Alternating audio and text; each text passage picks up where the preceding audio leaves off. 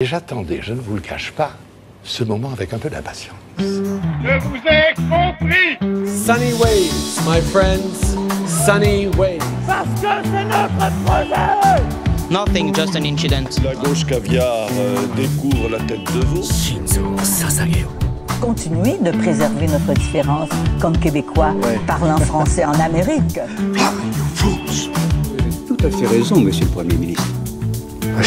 Et bonjour à tous et bienvenue sur le podcast Dévier à débat. Aujourd'hui je suis en compagnie de Astro, bonjour. Bonjour, ça va bien? Ça va et toi? Ça va, moi je suis Pidou comme d'hab.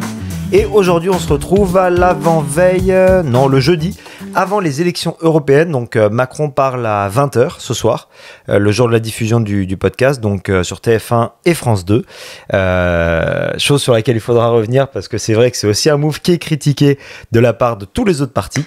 Mais voilà, aujourd'hui on parle élections européennes, on parle avenir de l'Europe et de la France potentiellement. Dans une élection avec un nombre, je crois, record de listes présentées, on est à 37 listes. C'est rien. Il y a 37 listes. Ouais, 37 listes. Parce qu'on n'en entend que genre 4. C'est le gros problème, on va 5. en parler aujourd'hui. C'est un scandale démocratique. Parce qu'on entend RN, LFI, Ayer, là, Renaissance, Glucksmann, LR, Bellamy et les Verts. Non, et Reconquête et les communistes. Ah, c'est vrai qu'il y a Reconquête et les communistes. Ouais. 8. Qui sont pas sûrs de faire les 5% les deux. Ouais, j'ai vu ça, mais oui. On n'entend que 8 sur 37. Ouais. Parce qu'en fait. Mais 37 juste en France. Ouais, 37 juste en France. En sachant qu'il y a On en connaît un 9e. Combien? On en connaît un 9e, mais je te laisserai le présenter. Ah oui, c'est ça, exactement. Non, mais je pense que de toute façon, on va énumérer les 37 parce que par souci démocratique, Je pense que sinon je peux les mettre. Hein. Non, mais au montage.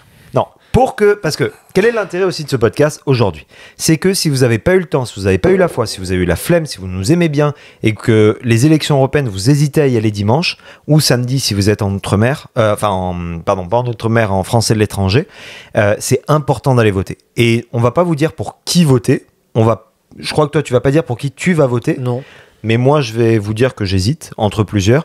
Mais c'est pas pour diriger votre vote. C'est juste pour vous dire, bougez-vous. Et si vous n'êtes pas d'accord avec notre vote, c'est encore plus une raison d'aller voter parce que nous laissez pas décider à votre place pour qui vous allez voter. Donc c'est ça. C'est surtout ça sur l'importance du vote que je voulais peut-être ouvrir le tout. Juste avant, je veux vraiment, tant qu'on a encore le watch time, énumérer les 37. Je sais, c'est pas forcément bien, mais c'est super important pour le débat démocratique parce que rien que sur le site Toute l'Europe, par exemple, qui est très pratique et je vous conseille d'y aller et vous allez avoir beaucoup d'informations, ils sont déjà classés par ordre de préférence, que ce soit dans les médias ou dans les intentions de vote. Et ça, je trouve ça pas ouf. On pourrait les classer par exemple par ordre alphabétique. Et du coup, je vois, c'est Bardella en premier. On a Bardella avec le Rassemblement National, Valérie Hayé avec la majorité présidentielle. Le nom des partis. Voilà. C'est ça, la majorité présidentielle. Non, mais ça sera sur le bulletin de vote. Ça sera présenté Raphaël Glucksmann, Parti Socialiste, Place Publique.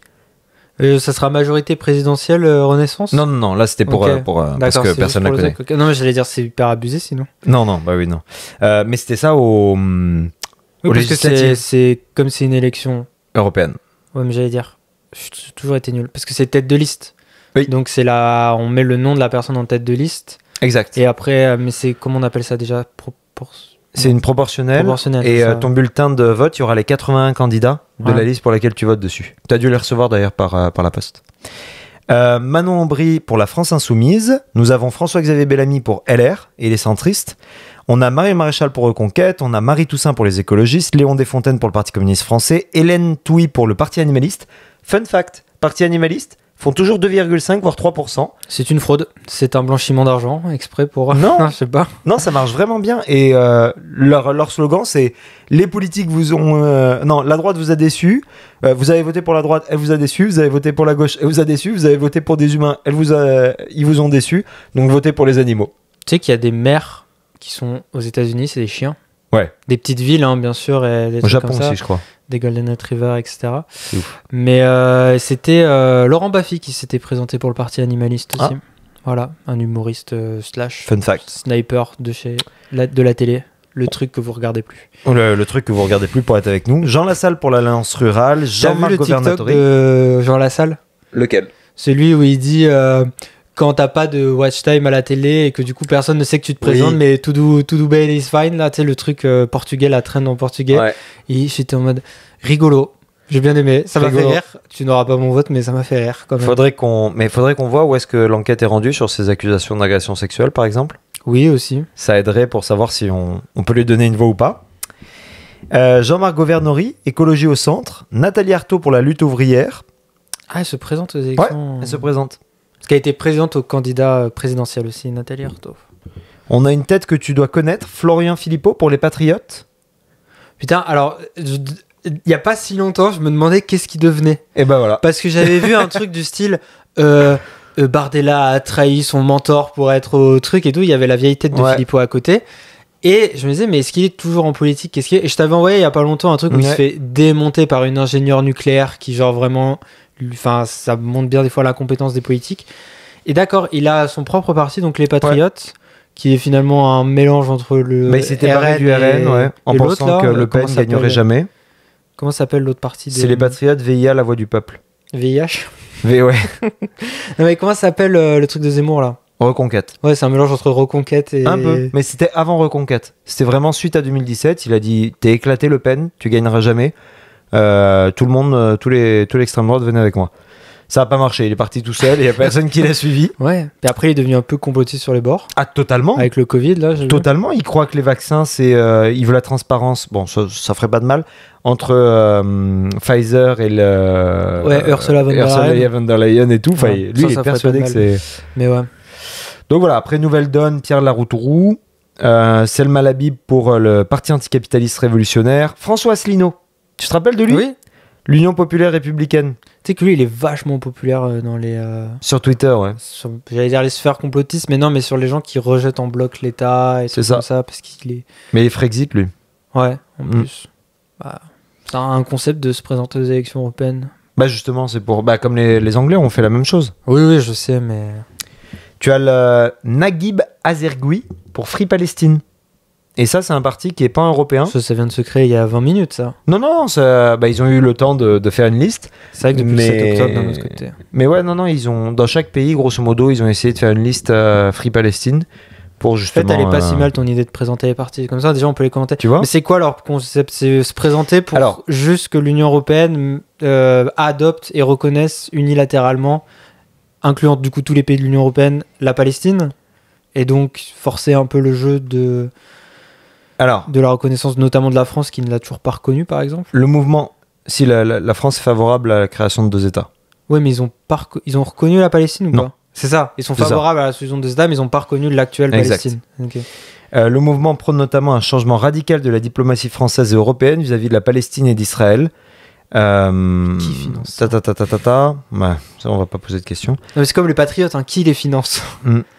L'UDMF propose ainsi d'interdire les ventes d'armes à Israël, d'interdire tout commerce avec l'État hébreu ou encore de retirer les organisations palestiniennes de la liste des organisations terroristes de l'UE, telles que le Djihad islamiste palestinien ou le Front populaire de libération de la Palestine. C'est le Hamas. Je savais pas que tu pouvais te présenter aux élections européennes avec genre juste une idée.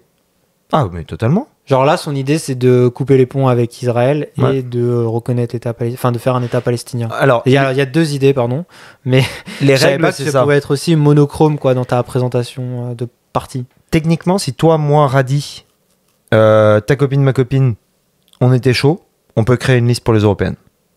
Il suffit de 5 personnes qui déposent auprès du ministère de l'Intérieur une liste. Et même depuis l'étranger ? Oui. Ok. Non, je sais pas, il y a peut-être une résidence. Ouais, mais t'as peut-être à avoir une résidence. En France, tu peux.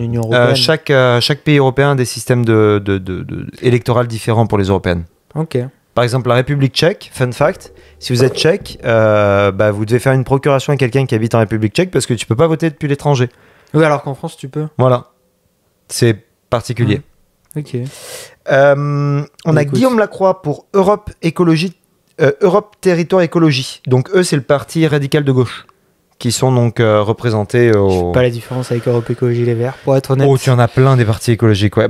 Regarde le suivant, Yann Verling, Écologie Positive et Territoire. Donc eux, j'ai vu leur petit slogan. Celui d'avant, il s'appelait comment ? Celui d'avant, c'était Guillaume Lacroix. Non, le nom du parti. Ah, Europe Territoire Écologie. Et lui ? écologie positive et territoire. Ok, super, merci. Voilà, c'est pas du tout pareil. Non, je rigole. Moi, vraiment, t'es de l'extérieur, t'as l'impression que ce ne sont que des fraudes financières ou des emplois fictifs, sans contraire à tous les gens qui ont, à mon avis, des vraies idées. Et si vous êtes engagé dans ces partis-là, vaut mieux être engagé en politique que de ne rien totalement. faire. Mais c'est vrai que ça se ressemble beaucoup, quoi. Il y aurait des alliances à faire, à mon avis, pour essayer d'avancer. C'est toute la question. Et on va en parler de ça. Surtout quand t'as les mêmes mots dans ton parti. Mais c'est que lui, par exemple, tu vois, donc, il a été secrétaire national des Verts, puis secrétaire général du MoDem, avant qu'Emmanuel Macron le nomme ambassadeur de France délégué à l'environnement. C'est pas rien quand même. Où ça ? Délégué à quoi ? Délégué à l'environnement. Ouais, mais où ? Je sais pas. En France, c'est peut-être dans des négociations, des trucs comme ça. Et après, il a fondé Écologie Positive en 2022, un parti prônant une écologie réaliste, constructive et pragmatique au centre, non radicale. Ok. Voilà. Ma foi. Donc c'est intéressant. Voilà. Tu as Léopold Édouard DR Le V qui a la liste. Parti royaliste, lui ? Non, pour une humanité souveraine. Ah bah peut-être oui. Oula oui, promouvoir la souveraineté des peuples, le développement durable, la protection des droits de citoyenneté des Caraïbes et des Antilles, la protection de l'enfance et une meilleure gestion de l'eau dans les dom-toms. Eh ben. Voilà. On a Philippe Ponge pour Décidemos. Donc Décidemos, c'est Podemos ? Non, mais ça va te faire penser à Baron Noir ? Ouais. Oui, quand ils vont en Espagne, là. Une liste pour une démocratie réelle, décidons nous-mêmes. Cette liste soutenue par le parti Décidemos et par Coalition démocratique, décidons nous-mêmes. La liste pour une réelle démocratie similaire au modèle suisse, la souveraineté populaire ainsi que l'instauration du référendum d'initiative citoyenne confédérale. Mais c'est quoi ? Oui, c'est une fédération. C'est un pas de plus vers la fédération, leur truc, du coup. C'est pour être comme la Suisse. Ce serait vers une fédération, mais entièrement souveraine, donc où chaque loi est soumise à un référendum. Surtout quand tu vois les lois européennes. Moi, j'ai essayé de m'amuser un peu à essayer de voir ce que c'est qu'une loi européenne. Oui, c'est d'un technique. J'ai essayé d'en écrire pour les simulations aussi, d'en faire des fausses. C'est très compliqué. Oui. Et encore, nous, c'était des directives qu'on donnait plus que... Parce que oui, c'était mais il fallait se baser sur les lois, il fallait se baser sur les articles et les trucs et tout. Et on prenait juste des anciennes qu'on remodelait un peu pour faire travailler dessus. Et heureusement, vous prenez la tête sur des virgules parce que c'était des concours de bits. Mais moi, j'en écrivais. Je m'amusais. Tiens, je t'avais parlé du Parti communiste. Oui. Bon, là, on a le Parti révolutionnaire communiste, mené par Olivier Terrien, 54 ans, aide-soignant. Voilà. Il dénonce l'Europe capitaliste. Le capital ne partage pas sa richesse, c'est donc à la population de s'approprier l'outil de travail. Mais il est au courant que l'Union européenne s'est fondée sur le capitalisme. C'est un peu indissociable. Parce que l'idée de la paix européenne, c'est l'idée de Durkheim, donc du capitalisme. Je défends pas. Déçu. Ouais. Non, mais c'est un peu comme les frais. Frexitiens qui se font élire à l'Europe. Oui, mais alors, oui, j'ai dit ça en début, mais il y a un peu un truc de... Comme le Brexit a montré la voie, tu te dis pourquoi pas. Oui, ils veulent montrer la voie. C'est vrai, il faut être les premiers, oui, tu me diras. Voilà, t'as le Parti pirate. Alors, pas comme au Québec, c'est une liste fantoche, c'est une vraie liste. C'est pour les libertés fondamentales et la protection des droits dans le domaine numérique. Et aussi bien pirate dans ce sens-là, d'accord. Voilà, aussi bien dans le domaine numérique qu'au sens large. Donc, ils se sont déjà présentés 3 fois depuis 2014. Ils avaient recueilli 0,13% en 2014 et 0,21% la dernière fois. En augmentation solide. Ouais. Voilà. On a presque fini, ne vous inquiétez pas. On a Audric Alexandre pour le Parti des citoyens européens. Voilà, c'est PACE. Alors, eux, alors votre spot de campagne, encore une fois, bravo de faire de la politique. Par contre, le spot de campagne, il faut mettre un peu plus de PACE, parce que... Alors, eux, c'est particulier. Ils sont pour la paix. Okay, la paix et l'écologie. Okay. Mais pour avoir la paix en Europe, il faut créer une armée européenne. Ok. Moi, j'étais un peu en mode d'accord. Souvent, ceux qui sont pour la paix, ils sont pour démilitariser. Eux, ils sont pour militariser l'Europe. Qui veut la paix prépare la guerre. Voilà, c'est un peu ça. Ensuite, on a Marine Chollet pour Equinox. Ça, je soutiens. Equinox, une écologie pratique et renouveau démocratique. Donc, formation créée par des jeunes âgés de 20 à 30 ans soucieux de prendre leur distance avec le progrès technique, qui ont pris conscience des nécessaires changements de nos modes de vie et la complexité des enjeux. Voilà, elle est ingénieure dans les énergies renouvelables, elle a 30 ans. et elle a été investie par un vote des adhérents en 2023. Et alors, vous pourrez aller lire leur site, mais j'en parlerai un petit peu plus plus tard.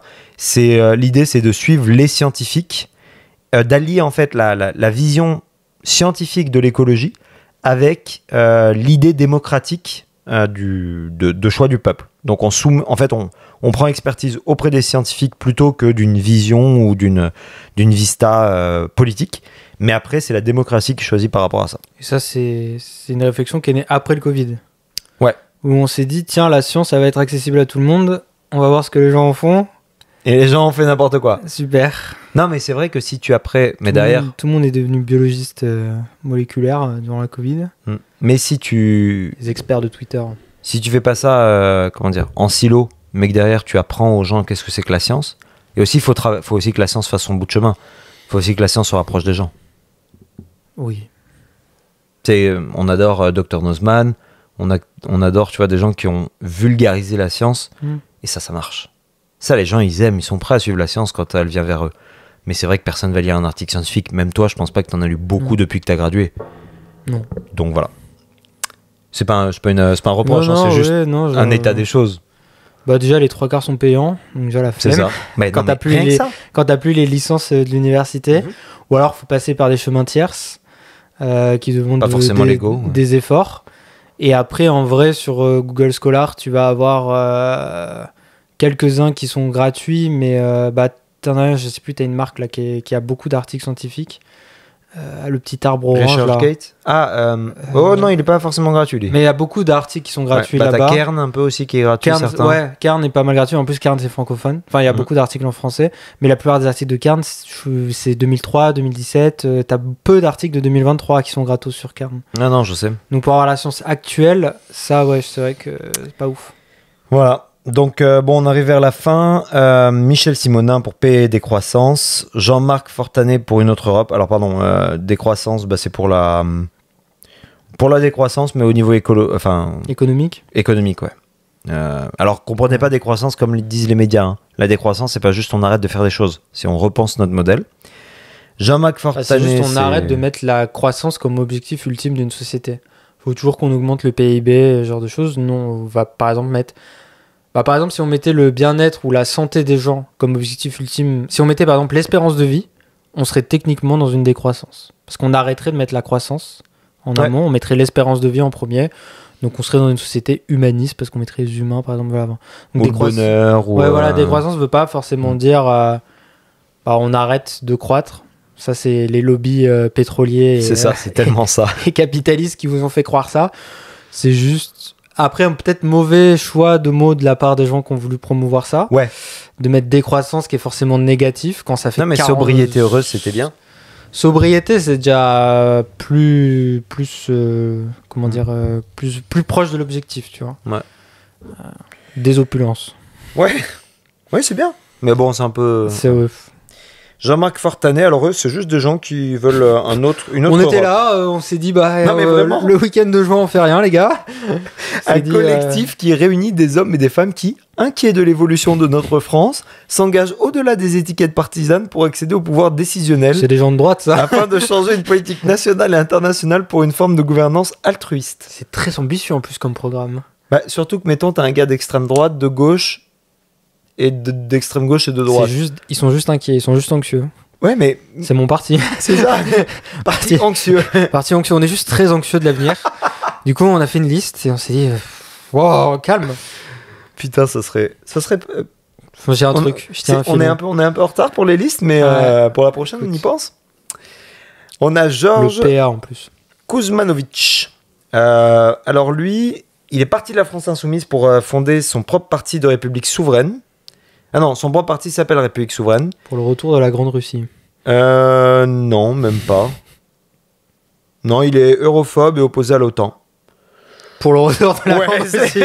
Attends, je suis désolé, je voulais pas... à la base, c'était une vanne un peu mal placée.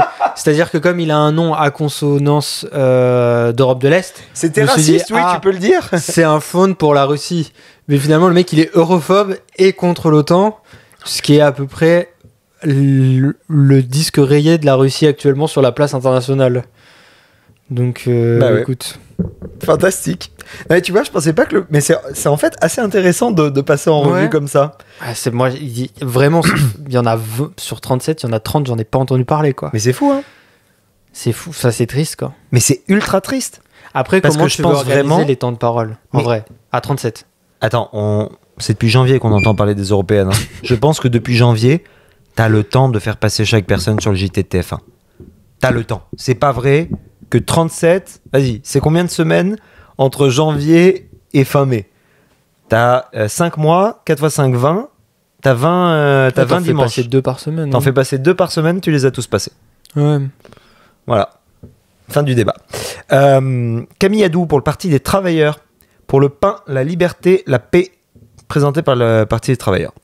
Voilà, donc une militante d'extrême gauche qui propose de réquisitionner les milliards d'euros de la guerre en Ukraine et les mettre au service des besoins de la population, les écoles, les hôpitaux, les salaires. Ils sont au courant comment on finance la guerre en Ukraine, les gens ou pas? Non. Parce qu'on donne pas d'argent à TikTok. Non mais vraiment, j'ai revu encore ça et c'est qui disait ça? Ah oui, c'est un mec que j'aime bien, c'est désolé pour l'accent, mais c'est Habituel Line Crosser, qui est un gars c'est les gars qui fait parler les cartes que je vous envoie des fois, c'est TikTok. Il est extrêmement drôle. Ça. Et en plus, il sait vraiment de quoi il parle, notamment dans l'aspect militaire. Et genre, vraiment, là, ils ont signé. Par exemple, vous savez, les fameux milliards qu'on a donné, que les États-Unis ont donné récemment. Ils ont débloqué l'aide, 250 milliards, je sais plus combien, c'est un nombre déraisonné. Dedans, en fait, ce qu'ils ont spécifié, c'est que tout ce qui ne pouvait être donné à l'Ukraine n'était que du matériel qui était soit en passe d'être périmé, soit qu'on ne se servait pas. Et en fait, les milliards ne sont pas pour être donnés à l'Ukraine, mais sont faits en fait pour ouvrir des usines qui vont permettre de refaire les stocks. Et notamment, ils vont ouvrir une usine qui est genre, si je dis pas de conneries, la deuxième ou la troisième usine qui est une des plus grandes au monde de production de trucs de 52 mm, d'obus d'un 52 mm qui sont les obus versatiles les plus en recherche. Et genre, l'autre grande usine, elle est en Russie actuellement, elle vient d'ouvrir aussi récemment. Donc les États-Unis, ils sont pas en économie de guerre, et ils arrivent à ouvrir des usines comme ça, mais genre, l'argent, il est réinjecté directement, et ça va créer... Alors là, on va dire que je suis Iron Man, là, je vends vraiment le complexe militaro-industriel, mais genre, ça va créer des milliers de jobs dans cet état-là, comme par hasard en année électorale, dans un état, un swing state. Donc, bon. Mais, ce que je veux dire, c'est que l'argent, pas tout l'argent retourne aux contribuables, mais c'est pas de l'argent on donne pas de l'argent, on leur donne du matériau que après nous on réinjecte l'argent. Totalement. C'est presque de comment dire. C'est de l'investissement public. C'est de l'investissement public, mais quelque part c'est du blanchiment d'argent qu'on fait sur le dos de l'Ukraine, presque rendu là quoi. Parce qu'on a des stocks qui sont vieux, qu'on sait plus trop quoi en faire, ou alors tout simplement on veut rehausser notre stock parce qu'on juge qu'en ce moment c'est dangereux. Notamment voilà. Et il faut savoir aussi quand par exemple vous entendez l'OTAN qui dit là ça craint, on voit le fond du baril au niveau des stocks de munitions, ils voient le fond du baril tous les ans, tout le temps, même quand tout va bien. Ces gens-là, leur but c'est d'être prêts à une guerre massive totale type Seconde Guerre mondiale du jour au lendemain. C'est ça leur objectif ultime. Et en vrai il y a que les États-Unis et a priori la Chine qui ont l'armement en ce moment en stock dans ça. Mais la Chine on sait pas si c'est vrai ou pas, parce que personne ne va voir pour de vrai. Mais donc c'est ça. Donc les partis comme ça qui veulent réinjecter les milliards, en fait, ils n'existent pas, entre guillemets, ces milliards-là. Bah, ils existent, mais c'est juste qu'ils sont... Comment dire ? Quand c'est du matériel, c'est différent de... Voilà, mais c'est sûr que quand on envoie des tanks, des ambulances ou des trucs comme ça, bah, c'est de l'argent qu'on a investi au préalable. Oui. Tu vois, quand on donne des canons César, qui sont littéralement les meilleurs canons du monde, pour l'usage qu'il y en est, parce que c'est des canons mobiles à très longue portée. Pour un canon, c'est à très longue portée, c'est pas des missiles. Bah genre en gros, je crois qu'il faut 1 minute pour savoir où le tir a été lancé et envoyer la représaille et exploser le truc. Le canon César, lui, se déplace toutes les 40 secondes. Donc pour l'instant, il n'y a aucune technologie qui arrive à traquer un canon César. Il tire et il est plus là, et le temps que l'autre savent d'où ça vient et tout, c'est terminé. Donc oui, c'est parmi un des meilleurs du monde. Et en plus, c'est très mobile et c'est petit. Ouais, puis donc on fait efficace. 2 trucs très bien, le canon César et les Rafales, les avions, l'aviation. Donc oui, parti un peu dommage quoi. Dommage, mais bon, on peut pas. Ils sont anti-guerre, on peut pas leur en vouloir. Ça oui, après... ça par contre oui. Ça c'est vrai que le plus grand danger, c'est Kennedy qui l'avait dit, peut-être pour ça aussi qu'il a pas fini son mandat. Le plus grand danger pour le monde, en vrai de vrai, c'est le complexe militaro-industriel, parce que c'est lui qui engrange les guerres parce que justement, il arrive à pousser des enveloppes de 250 milliards au Congrès. Je sais pas si on se rend compte un peu l'argent que ça crée. Je vais peut-être dire une bêtise. Ils ont pas de medical bill, mais ils arrivent ça, c'est à ma avoir... vanne préférée quand tu vois le Steel Bomber, là, le B2, là, le truc qui est genre imprenable, qui est capable de porter des armes nucléaires, qui vaut 1 milliard chacun ou un truc comme ça, pas loin 750 millions, un truc comme ça.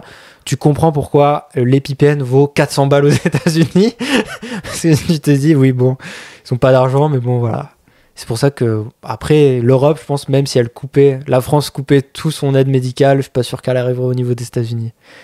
C'est aussi une culture délirante qu'ils ont d'amener le truc plus loin, quoi. C'est ça, c'est un système. Alors, on a Édouard Husson après pour non. Prenons-nous en main. Non, juste non. Point d'exclamation, mais ça continue. Prenons-nous en main. En main, main au pluriel, mais sans point à la fin. C'est très long comme partie. Mais surtout que la ponctuation est très bizarre. Non, prenons-nous en main. D'accord. Mais il n'y a pas de point à la fin de prenons-nous en main. D'accord. Alors que, bon, bref. Non, et donc, eux, ils sont d'extrême droite, ouvertement eurosceptiques. Prenons la fin de l'intervention de l'Union européenne dans les 7 domaines de politique nationale. Santé, industrie, culture, tourisme, éducation. Bon, il y en a plein. Et demande la suppression annuelle d'au moins... Tourisme. Ouais. S'il y a bien un truc pour lequel on peut être sûr et certain que c'est bénéfique, c'est bien le tourisme. Bah, apparemment, non. Parce que vraiment... Voilà, ils veulent la suppression annuelle d'au moins 10... Annuelle, hein. D'au moins minimum 10% des postes de la Commission et des autres bureaucraties européennes. 10% par an, hein. Ça risque de faire... Ça va aller vite. Ouais, ça va faire beaucoup. Bah, en 10 ans, c'est fini. Voilà. Et il faut la sortie de l'OTAN et pas d'élargissement de l'UE. On a Pierre-Marie Bonneau pour les nationalistes, forteresse d'Europe, liste d'unité nationaliste. C'est très long, c'est trop long. Avocat, française ultra-droite. Oh, ah non, pardon. Avocat, il a défendu des figures d'ultra-droite, de l'antisémitisme, du négationnisme et du néonazisme. Voilà. Cool. Voilà, il n'y a pas de programme. C'est juste mouvement d'extrême droite ultranationaliste. Sympa. Ouais, moi j'ai défendu des gens qui remettaient en cause. Ouais. Je me présente, Et je me présente. Je vais aller les voir les Berlinois là, tu vas voir. Je vais leur dire quoi faire le couple franco-allemand là. Avec un truc qui s'appelle les nationalistes et quand tu regardes leur logo, c'est terrible. Regarde. C'est royal. C'est fantastique. Alors on a Charles Hérault, premier, c'est bientôt fini, mais c'est juste que je pense que c'est important parce que les gens ils ont sûrement entendu pour la première fois ça, tu vois. On brode aussi sur d'autres sujets. Mais oui. En même temps. Alors lui, c'est l'Association nationale des communistes, parce qu'il n'y avait pas de communistes jusqu'à présent qui se présentaient. C'est vrai, il y a 3 partis. L'Association nationale, en plus, il y a un parti communiste. Bah, c'est bien d'avoir une nationale. C'est quoi la différence ? Une syndicale. Parce que le principe du communisme, c'est que tu as une centrale qui est dans chaque pays, et après, normalement, ils sont censés tous se mettre ensemble pour faire l'international communiste, mais tu as une centrale dans chaque, donc tu peux pas avoir la place pour d'autres. Donc une alliance, c'est qui reste ? C'est qui les autres communistes qui restent ? Ouais.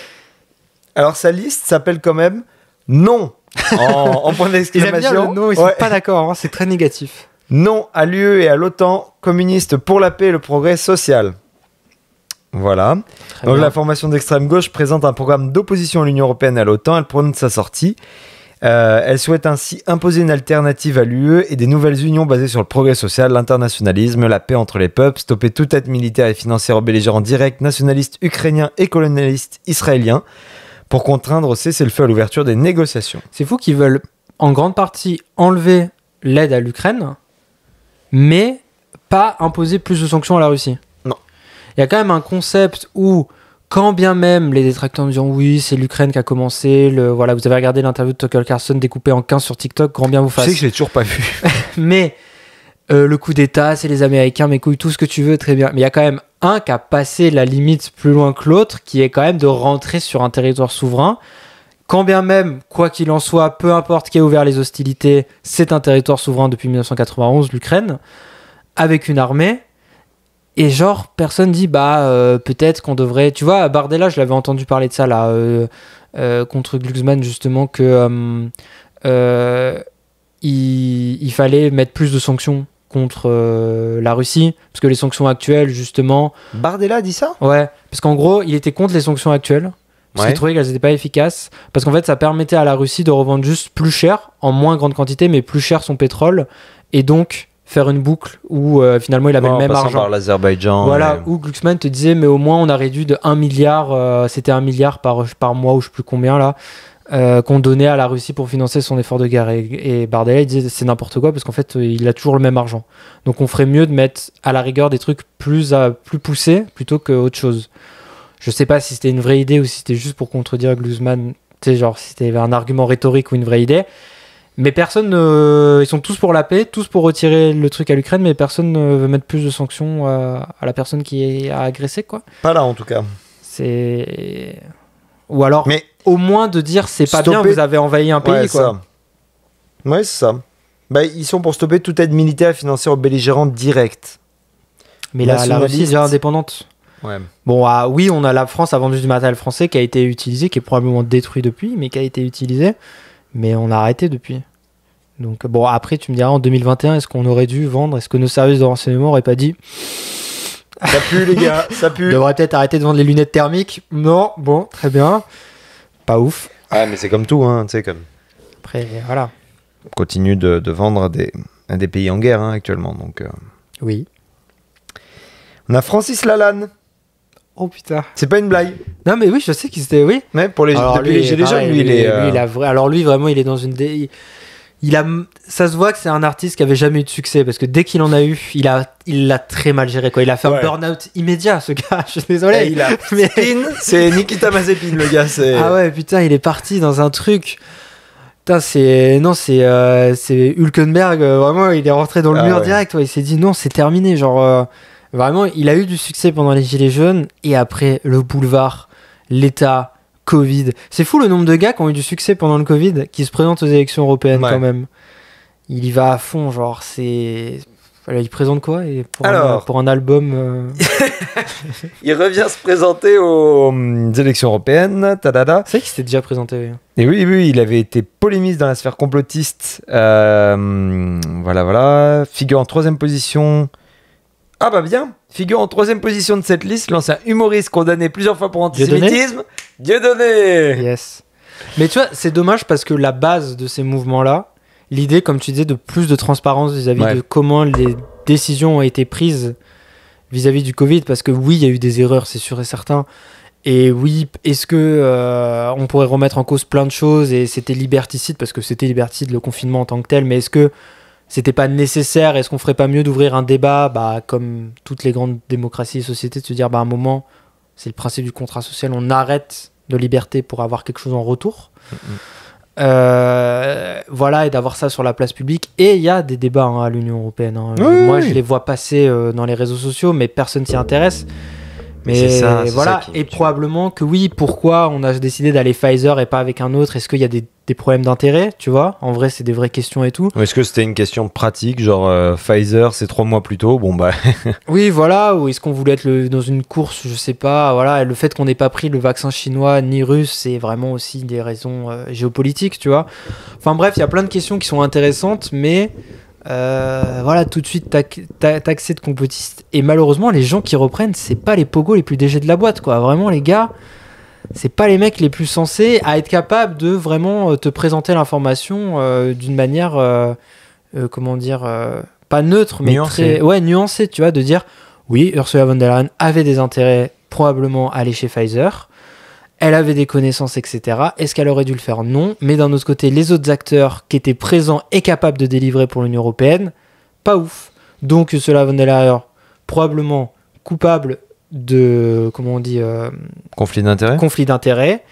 Mais en même temps, on va pas remettre en cause fondamentalement le vaccin. Parce qu'en fait, sur les options qu'on avait sur la table à ce moment-là, à cet instant-là, non. Est-ce qu'on aurait dû y aller avec un vaccin?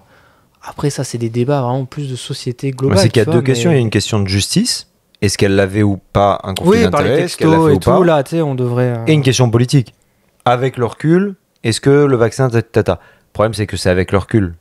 On a fait une décision sur l'instant T. Avec le recul, on ferait pas la guerre de 39-45. Non, mais c'est... Avec le recul, on ferait plein de choses qu'on n'aurait pas fait, mais... Aujourd'hui, c'est qu'est-ce qu'on prévoit demain qui est important. C'est ça, mais pour tirer ces constats-là, il faut poser les questions. C'est ça. Et ces gens-là ont des questions légitimes. Et elles étaient d'autant plus légitimes qu'ils étaient citoyens. Et en vrai, quand des citoyens se posent des questions aussi, entre guillemets, complexes, c'est que, à mon avis, tu n'as vraiment pas été clair dans ta démarche.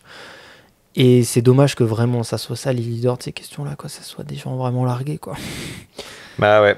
Bah du coup, France Lalanne, sa liste porte un projet europhobe qui tend à s'attaquer à la corruption, la bêtise, voire la malveillance, ainsi que le sectarisme idéologique de la caste, ayant la main mise sur les médias et la politique qui ont précipité la France dans l'abîme où elle continue de se plonger aujourd'hui. C'est eux qui rédigent ça?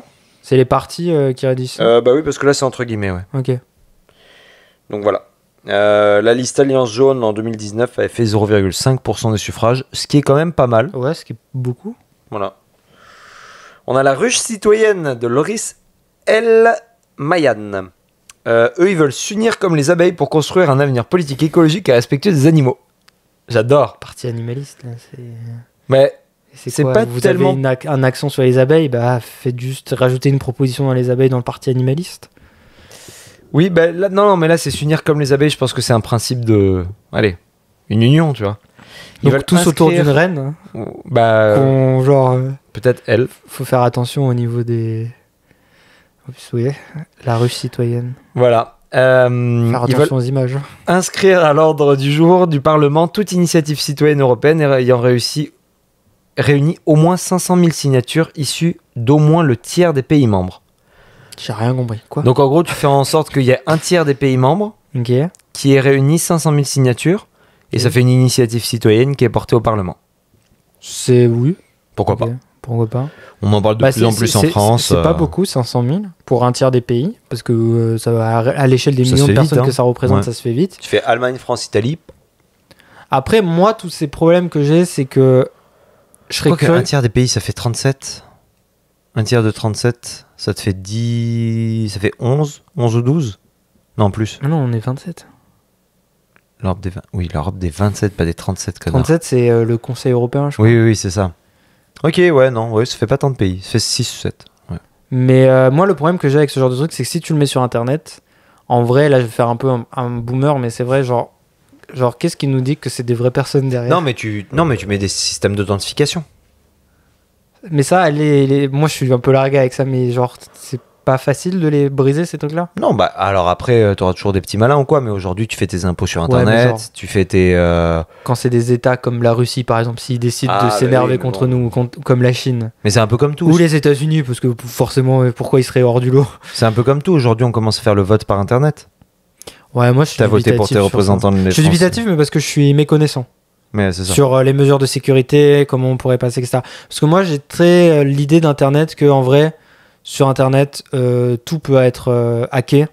Et genre, n'importe quel système peut être brisé, en vrai. Pour moi, c'est un peu ça le truc. Donc, tout ce que tu mets sur Internet, sois conscient que quelqu'un d'autre peut y avoir accès, quoi. Donc, mais ça, après, c'est ma C'est éthique. ça, il y a des gens plus... C'est à moi. Donc c'est ça. Après, évidemment, protection des habitats naturels et plus de sites Natura 2000. Tu sais, c'est les... Ouais. Oui, c'est genre comme Ça, les c'est parcs vraiment bien. nationaux. ou Oui, trucs comme voilà. ça. Alors, Gaël Coste-Meunier, lui, il veut les droits du parent et de l'enfant. Voilà. Mais vraiment, on dirait une liste de courses à la fin, là. Ils veulent défendre la résidence alternée égalitaire et lutter contre l'aliénation parentale qui consiste pour un parent à se servir de l'enfant pour nuire à l'autre parent. On sent que c'est la liste des divorcés qui ont pas obtenu c'est la des garde gens de l'enfant. frustrés, Hein. ou même, je sais pas, genre... Pardon, ça c'est pas du tout impartial, mais là... Non, mais là, récemment, Macron, il a dit « Ah, moi, je veux forcer les gens qui ont été Ça, on enlevés peut de en leur parler, ça, famille ouais. à se voir et tout. » Puis genre, tu vois le débat, puis... Je sais pas si tu suis, du coup, Yann tout court. Le gars que je recommande souvent, l'historien et tout. Ouais. Bah, t'as dû le voir, là, parce qu'il... Ouais, il était pas content, Bah, ça. lui, il l'a vécu personnellement, donc il sait Ouais, ouais. comment ça fonctionne, le fait de... Après, c'est son expérience personnelle, et il était un peu biaisé, mais il t'explique vraiment le système, comment ça fonctionne. Et c'est vrai que dans le cadre des parents violents, tu te dis, mais c'est... Mais il y a des frère, provisions. L'intérêt, bah, c'est pas de j'espère. forcer. Mais c'est ça. Parce Mais que ça, vraiment, c'est aller que- voir ton bourreau toutes les semaines... frère, Mais ça, c'est que les gens, ils sont tout de suite sautés là-dessus. Genre, ah, on va forcer tous les parents à voir leurs enfants. Évidemment qu'il y a des provisions. Tu penses bien qu'il y a des parents qui ont même pas le droit de voir leur enfant. Oui, et Il y a qui des parents devraient... qui sont en et d'autres, prison. Il y a des parents qui sont... Bon, il y a des mesures spéciales. Non, ce qu'on veut, enfin, ce que veut le gouvernement, c'est surtout faire en sorte que si tu te barres comme ça, alors que tu as les moyens, alors que tu as tout ça, c'est juste tu veux pas te soucier de ta famille, bah non. Tu restes un parent, t'as encore des obligations familiales, que tu le veuilles ou non. Donc, tu vas passer l'après-midi avec Timothéo. Timothée. Alors, on a... Alors là, j'ai pas le... Parle un peu mieux, parce que là, tu parles... Ouais, mais vraiment de- c'est que là, j'ai pas le... Adama Traoré. Oui, Adama Traoré, ouais. Ouais, mais c'est que là, j'ai pas le... Adama Traoré. Ouais, mais c'est que là, j'ai pas le... Adama Elle se présente aux élections européennes ? Ouais. Du truc Traoré, là. Ouais, mais attends, Justice pour c'est Adama. pas lui qui est... Mais il est pas mort. Ah non, C'est lui, sa il a sœur, subi ça. les.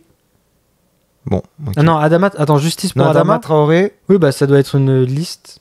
Adama Traoré. Ah non, celui qui avait subi la violence policière. C'était la non, matraque et tout. Non, mais c'est pas le même, si. Parce qu'il y a le truc Traoré. Il y a un comité Traoré La famille avec Traoré, oui. la sœur qui est C'est très, ça, mais lui, qui il est était très mort. présente, etc. Mais Justice pour Adama. Mais je crois qu'il n'y a pas de H à Adama. Ouais. Il me semble que c'est un À A. vérifier. Et que Dax, ça, c'est une autre personne. Parce que Traoré, c'est un prénom très populaire. Oui, Alors, oui. je sais plus dans quel pays d'Afrique, mais c'est comme les Nguyen au Vietnam. Genre, c'est des prénoms qui sont très populaires, des noms de famille, donc il y en a beaucoup. Et Adama, j'imagine que c'est un prénom aussi. Bah, c'est peut-être un. religieux, cousin tu sais, ou c'est quoi. comme un. Non, mais peut-être que Adama, c'est un prénom genre Oui, c'est religieux, peut-être, donc c'est très. comme c'est Martin. oui. Bah lui, c'est son parti. Il s'érige contre le mal logement, l'oppression des minorités et l'institution des violences policières. Voilà. Elle est dans la- Oh, c'est très confusant par contre. Ouais.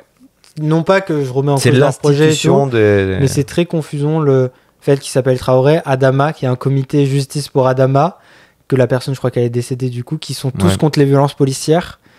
Peut-être qu'ils surfent sur ça aussi. Peut-être. Il se définit lui-même comme le candidat des banlieusards. Ça fait un peu penser à la série sur Netflix, là. Président. Ah, j'ai pas regardé. C'était marrant. C'est Ouais, c'est pas Baron Noir, hein, mais c'est Ma marrant. copine, elle voudrait que je regarde parce qu'elle a commencé à regarder, puis elle m'a dit ah mais j'aimerais bien qu'on regarde ensemble parce que je suis le genre de copain chiant, mais elle aime bien, donc j'ai de la chance à des fois lui expliquer des trucs Ah ouais. politiques ou à lui dire bah ça en vrai premier degré ça serait vraiment possible. Il y a quelques trucs qui sont Ça possibles, ouais. vraiment non, tu vois. Voilà. Mais, C'est pas mal. En vrai, ça vaut le coup dans un mood d'élection. Mais c'est pas. Ouais ouais. c'est Mais pas je fou. pourrais ouais. J'ai pas pris le temps, c'est tout. On a Laure Patas d'Illier pour une Europe démocratie espéranto. Oh, trop bien. Lourd Patas. Laure, donc Laure L-O-R-E. L-A-U-R-E Ok. et Patas d'Illier. Ah son nom de Son famille. nom de famille, d'accord, ouais. ok. Cette formation politique propose l'adoption de l'espéranto comme langue commune au sein de l'Union européenne. Je vous conseille d'aller voir des vidéos sur internet de gens qui parlent C'est trop l'espéranto bien. si vous êtes français ou si vous êtes Européen. espagnol ou italien. Ça m'étonnerait qu'on ait des Allemands qui nous écoutent. Ou si vous parlez ce genre de langue, c'est impressionnant à quel point vous comprenez la langue. C'est trop Ah oui. bizarre. C'est trop C'est bizarre. super bien J'avais vraiment un gars qui parlait genre et il expliquait que c'était ça l'espéranto. Il avait fait genre vraiment une vidéo de 10 minutes et il parlait pendant 7 minutes en espéranto et tu comprends tout. Mais tout, genre c'est trop bizarre. Parce que par exemple, les l'haïtien ou ces langues-là par exemple, moi je comprends qu'il y a du français dedans, mais je comprends rien quand il me parle. Je comprends que je comprends pas, tu vois. Le réunionnais, etc. Je comprends rien. Mais c'est très bizarre parce que tu as l'impression de comprendre. Les mais langues créoles, tu veux ouais, dire le créole, c'est ça. Parce que tu comprends, mais tu comprends pas. Tu comprends que tu comprends pas, mais Ouais, c'est ouais, très ouais. proche de ta langue, donc c'est très bizarre. Mais l'espéranto, c'est pareil, mais à l'inverse. Ouais. Tu comprends pas les mots, mais tu comprends ce qu'il veut dire. C'est comme si subitement vous vous réveillez et tu comprenez l'espagnol, quoi. Moi, Bah, ça m'a c'est fait ça. cet effet-là. J'avais l'impression de me dire, en fait, je comprends l'espagnol depuis toujours. Puis ce qui est fantastique, c'est qu'un Italien aussi comprendra ça parfaitement. Et en espagnol aussi. Et un hein. espagnol aussi. Et l'intérêt, ça serait d'avoir, en fait, l'intérêt, moi j'adhère un peu à ça, bon pas pour ce parti-là, mais pour le truc, c'est de dire, mais c'est débile qu'on parle anglais en Europe, Moi, ça me fume. c'est débile. Ça me Parlons fume une langue commune. Qu'on parle anglais alors qu'ils ne font même plus partie. Bah, Là, on, a, pour moi, on a passé le next level depuis. on a l'Irlande, Oui, mais c'est pas encore le Royaume-Uni. Mais oui, je comprends. Le Royaume-Uni était un pays imposant. Armes nucléaires, grande armée, marine, centre économique. Histoire. Toujours historiquement, en plus contre l'Union Européenne, puis finalement ils sont venus dedans, cheval de Troie et tout, enfin plein de trucs. Donc bon, qu'on fait plus langue de la diplomatie aujourd'hui, en vrai l'anglais, grande partie et tout, donc tu fais bon, tant qu'à faire, voilà, on a un acteur imposant qui est là, pourquoi pas. Mais maintenant ils sont plus là. Donc vraiment l'Irlande, ils sont très actifs dans l'Union Européenne. Mais même eux, ce serait le gallois s'ils pouvaient choisir En qu'ils plus, auraient parlé. Oui. Pas l'anglais, c'est parce qu'ils ont été colonisés qu'ils ont... Donc en vrai, je suis un peu en mode, depuis qu'ils sont partis, déjà avant ça me paraissait suspect, mais depuis qu'ils sont partis, et je comprends pas pourquoi on n'a pas dit, bah, venez, on les fait chier, on change de langue. Bah ouais. On va au bout, quoi. Après, il y a un vrai confort, hein, je comprends, mais... Il y a une pratique, mais ça se change. De toute façon, on se fait chier Le déjà à tout français, traduire c'était la dans les langue, 27 langues, là, ouais. donc... Le français, c'était la langue de la diplomatie, c'est passé à l'anglais, donc on peut passer de l'anglais à autre chose. C'est vrai que je me documente de pourquoi, en vrai. Seconde Guerre mondiale. Perte du statut de la France. Ouais, mais C'est moi, juste ça. toi comme moi, on est français, donc on est allé à l'école de la République et on n'a pas l'impression, nous, dans notre histoire, on nous dit qu'on n'a pas tant perdu de statut, quoi. Mais c'est Parce qu'on qu'en a réussi France, à négocier notre ouais. truc à l'ONU, on a eu très vite l'arme nucléaire, on a fait de v'là les guerres derrière, parce que tout le monde parle du Vietnam, mais on oublie la guerre d'Indochine, on oublie la guerre de Corée, où la France a participé aussi, la guerre d'Algérie. Tu sais, on était quand même pesant sur la scène internationale. Ouais, mais on avait perdu en 15 jours. Enfin, pardon, pas en 15 jours, en 2 mois, on avait perdu la Seconde Guerre mondiale. Je crois que c'était début mai au 10 juin. Ça a été 3 semaines. tellement rapide que, tu sais, comme ça a été, on est tombé de haut et les États-Unis sont montés d'un coup. Ouais. C'est pas tant pour les Anglais que pour les Américains qu'on parle anglais. Oui. Et le dernier, notre cher Patrice Grudet. Alors lui, il plaide juste pour un Frexit, sans autre grande mesure qui concerne l'échelle d'action européenne. Franchement, ça aurait été incroyable qu'il y ait un parti, juste ils disent son parti, ça soit non, et il met juste Frexit après, point. Ouais. Il a pas de projet, il a rien. Moi, je pense que ça pourrait marcher. Je veux rien. Genre, je suis presque sûr que si, tu sais, c'est comme Bah je t'ai lui, dit, c'est ça un peu, hein. plus ton projet, il est complexe à mettre en œuvre, mais plus tu arrives à le réduire en un mot, et ce mot-là est capable de résoudre tous les problèmes, notamment, par exemple, vous avez des mots buzzwords comme indépendance, comme sécurité. Ces mots-là, tu as l'impression que genre tous tes problèmes vont s'effacer le jour où tu le mettras en œuvre, tu vois. Ah ouais. Frexit pourrait être le mot de l'Union européenne, tu vois. Et je suis sûr que c'est un parti qui pourrait capter beaucoup d'attention. Ouais, mais les gens sont plus... Maintenant, les gens, ils ont vu ce qui s'est passé en Angleterre et ils se disent, mais jamais on veut ça. L'Angleterre, à tous les niveaux, ils ont perdu le Brexit et aujourd'hui, ils le voient et tu vois même que les partis qui portaient le Brexit, bah, tu sais, sont plus du tout... Enfin, les personnes, parce que le parti en tant que tel... Là, voilà. ils vont perdre, hein, d'ailleurs. Mais c'est terrible. Le 4 juillet. Fait rire d'ailleurs dans l'Instagrammeur habituel Line Crosser que je vous recommandais tout à l'heure. Il faisait les États-Unis, puis vraiment les États-Unis sont énervés que ce soit le 4 juillet. Le jour de leur fête nationale, ils sont en mode go fuck yourself, you fucking Brit. Pour les élections. Oui, genre, mais ouais. Mais c'est pour ça, tu vois, présenter les 37 comme ça, ceux qui sont encore là, bien joué. Mais ouais, merci. c'est aussi quelque chose qui est, je pense, super important parce que moi, tu vois, je t'en on ai est parlé. le seul média à l'avoir fait, donc on est vraiment Voilà. indépendant. Nous, on est indépendants, merde. Mais non, mais tu vois, par exemple, c'est intéressant parce qu'on s'est arrêté sur certains petits candidats où tu dis, mais c'est quoi cette proposition? Pourquoi il fait pas ça avec quelqu'un d'autre, etc. Puis ces gens-là, évidemment que s'ils pouvaient, enfin, tu sais, il y a plein de raisons de se présenter là. Il y a aussi le fait de dire, bah, moi, j'ai pas envie de m'affilier avec ces gens-là. Et voilà, je porte un projet qui est similaire, mais pas exactement pareil. Mais c'est pas pour autant qu'ils méritent pas de couverture médiatique, tu vois. Et ce qui me tue, mais vraiment ce qui me tue, parce que j'ai suivi religieusement, c'est pour ça quand tu m'as mentionné un débat ouais. que j'avais Mais pas écouté. Moi, je l'ai vu sur YouTube et il était dans mes recommandations. Donc toi, ça, pour les auditeurs, c'est Glucksmann. C'était un débat Glucksmann contre Bardella sur France Inter. Et ça durait une 30aine de minutes, donc je me suis dit, bah tiens, ça va me permettre de savoir ce que les deux... C'était rare de les voir, je les avais pas vus jusqu'à maintenant. Mais non, mais c'est que tout a été RN Renaissance. Et on l'a vu, mais alors le pire, ça a été vraiment Attal Bardella. Ça a été vraiment, mais pourquoi le service... En plus, service public, hein, parce que c'était sur France 2. Pourquoi le service public? Mais ces deux-là. Et alors après, il y avait François-Xavier Bellamy, qui était en one-to-one avec des journalistes et tout. Puis il disait, mais de quel droit? Toujours très calme, François-Xavier Bellamy. Ah, mais là, il était un peu vénère, là. Là, il était un peu vénère parce qu'il disait, mais de quel droit vous les invitez, vous les faites débattre pendant 2 heures, et moi, je dois attendre 23h30 et que les Français soient couchés pour m'exprimer. Sûrement. Ça, c'est ma sonnette, si vous l'entendez, parce que les micros capent vraiment bien nos voix. Si vous entendez, c'est ma sonnette. Probablement un livreur Amazon d'un voisin, parce que mon voisin d'à côté m'a mis comme référent. Je ne vais pas y aller, voilà. Pardonne-moi. Mais c'est ça, c'est un peu le truc où tu dis, mais merde, attends, là on en est à la question de, mais bon, ça a l'air d'être mort, mais est-ce que va y avoir Le Pen-Macron en débat pour les européennes?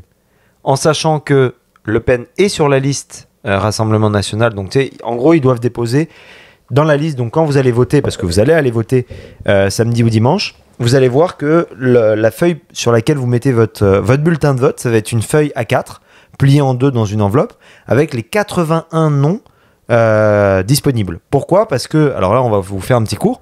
En gros, au Parlement européen, la France a 81 sièges. Pour avoir 81 sièges, il faut 81 candidats. Donc, dans chaque liste, ils sont censés avoir 81 candidats sur la feuille, au cas où ils gagnent 100% des voix. Est-ce que tu sais pourquoi ils en ont 80 ? Oui, parce que c'est... en fait, on a... à ta population. Voilà, exactement. Tu as 376, je crois, ou 480, je sais plus. Il y a plusieurs centaines de députés européens, mais en fonction de ta population, tu as plus ou moins de députés. C'est pour ça qu'il y a même des ajustements, des fois, d'année en année. Et en France, parce que chaque pays a son propre système, coup, c'est vraiment important. C'est beaucoup 80. C'est beaucoup, c'est le deuxième plus gros. Ouais, ça, j'allais dire, parce qu'il y a quel autre pays qui fait plus L'Allemagne, de... 96. Ils sont combien d'habitants ? Ah, ils sont super nombreux, ils sont au-dessus de 74 millions, je crois. J'aurais dit 40 millions. Basé sur quoi ? Rien. L'Allemagne. Ouais. J'aurais T'as pas basé fait sur une rien. simulation de l'Union Européenne J'aurais dit 40 millions. Ah non, ils sont super nombreux. Basé sur rien du tout. En plus, leur territoire est plus grand. Je crois que vraiment je suis éclaté en Ouais. géographie parce que vraiment Et pour moi après, l'Allemagne vas-y. c'était plus petit. C'est qui le troisième à ton avis ? Pour moi l'Allemagne et l'Italie c'était la même taille, tu vois. Ah ouais. Et en là- termes de... Attends, en termes de population ou géographique ? Les deux, à peu près. Et l'Italie du coup c'est 30 millions, tu vois. à peu Ce près. gars-là a fait 5 ans d'études de géopolitique, hein, juste vous dire. Hein. Non, mais c'est mais je sais que c'est pas une excuse, mais je suis très mauvais en géographie et en perspective et en trucs comme ça. C'est pas des trucs auxquels je m'attache tant que ça. Donc, mais je sais que c'est pas une excuse genre en mode je me D'aucuns pourraient dédouane. dire que c'est ça qui fonde tout. Oui, la démographie, oui, ça fonde tout. Oui, Et je- la géographie. Oui, pas de problème. Mais non, mais à ce rythme-là, l'Algérie c'est 5 fois la France, donc vraiment ta Mais c'est du géographie. désert. Là où la France, c'est des champs verdoyants. Hein. Oui, mais c'est pour ça que la France, ça me paraît grand. C'est pas que je suis chauvin et je suis en mode, la France est le plus beau pays du monde, très loin de moi, et tu me connais assez pour savoir que j'y trouve plein de défauts à la France. Mais il y a un truc, il y a tellement de climats différents, Ouais. et tellement de trucs, il y a la mer, la montagne, il y a quand même, c'est le même pays où il y a la Méditerranée, l'océan Atlantique, le Mont Blanc, les Pyrénées, Les dunes du Pilat. les dunes du Pilat, Les volcans d'Auvergne. la Manche, les volcans, le Futuroscope. Non mais t'as énormément de trucs et du coup pour moi dans ma tête je me dis forcément c'est un grand pays qui a ça. Genre dans le sens ça peut pas tenir sur un petit pays. Parce que l'autre pays que j'ai en tête ça va être genre les États-Unis où ils ont 52 climats différents les Ouais. États-Unis et mais c'est immense tu vois les États-Unis. C'est super grand, C'est ouais. l'autre pays qui me vient me dire ça. Et donc je me dis bah forcément Mais c'est un pense grand la pays tu vois. démographie du Où Canada. l'Allemagne pour moi il pleut tout le temps. Je sais pas pourquoi mais j'ai l'impression qu'il fait tout le temps gris. Canada, combien d'habitants ? Ouais, mais je sais, c'est bientôt 40 millions. On est à 39 millions et quelques. Mais c'est pareil. On dit que le Québec, c'est genre 3 C'est fois la Paris. France. Ouais. Et il y a 10 millions d'habitants. Il y a 9 millions d'habitants à peu près. Donc c'est l'équivalent de Paris du coup. Mais la surface habitable réellement, elle est pas si grande Non, que ça. À l'échelle remise de la population, il y a quand même énormément d'espace. On va pas me dire ce que j'ai pas dit, mais c'est ça. Mais tu vois, le Canada, dans ma logique normalement, mais si j'y étais pas, ça me paraîtrait plutôt petit. Parce qu'il n'y a pas beaucoup de climats différents. Et donc, après la France, qui a le plus grand nombre de sièges au Parlement ? Franchement, attends, laisse-moi réfléchir 2 secondes.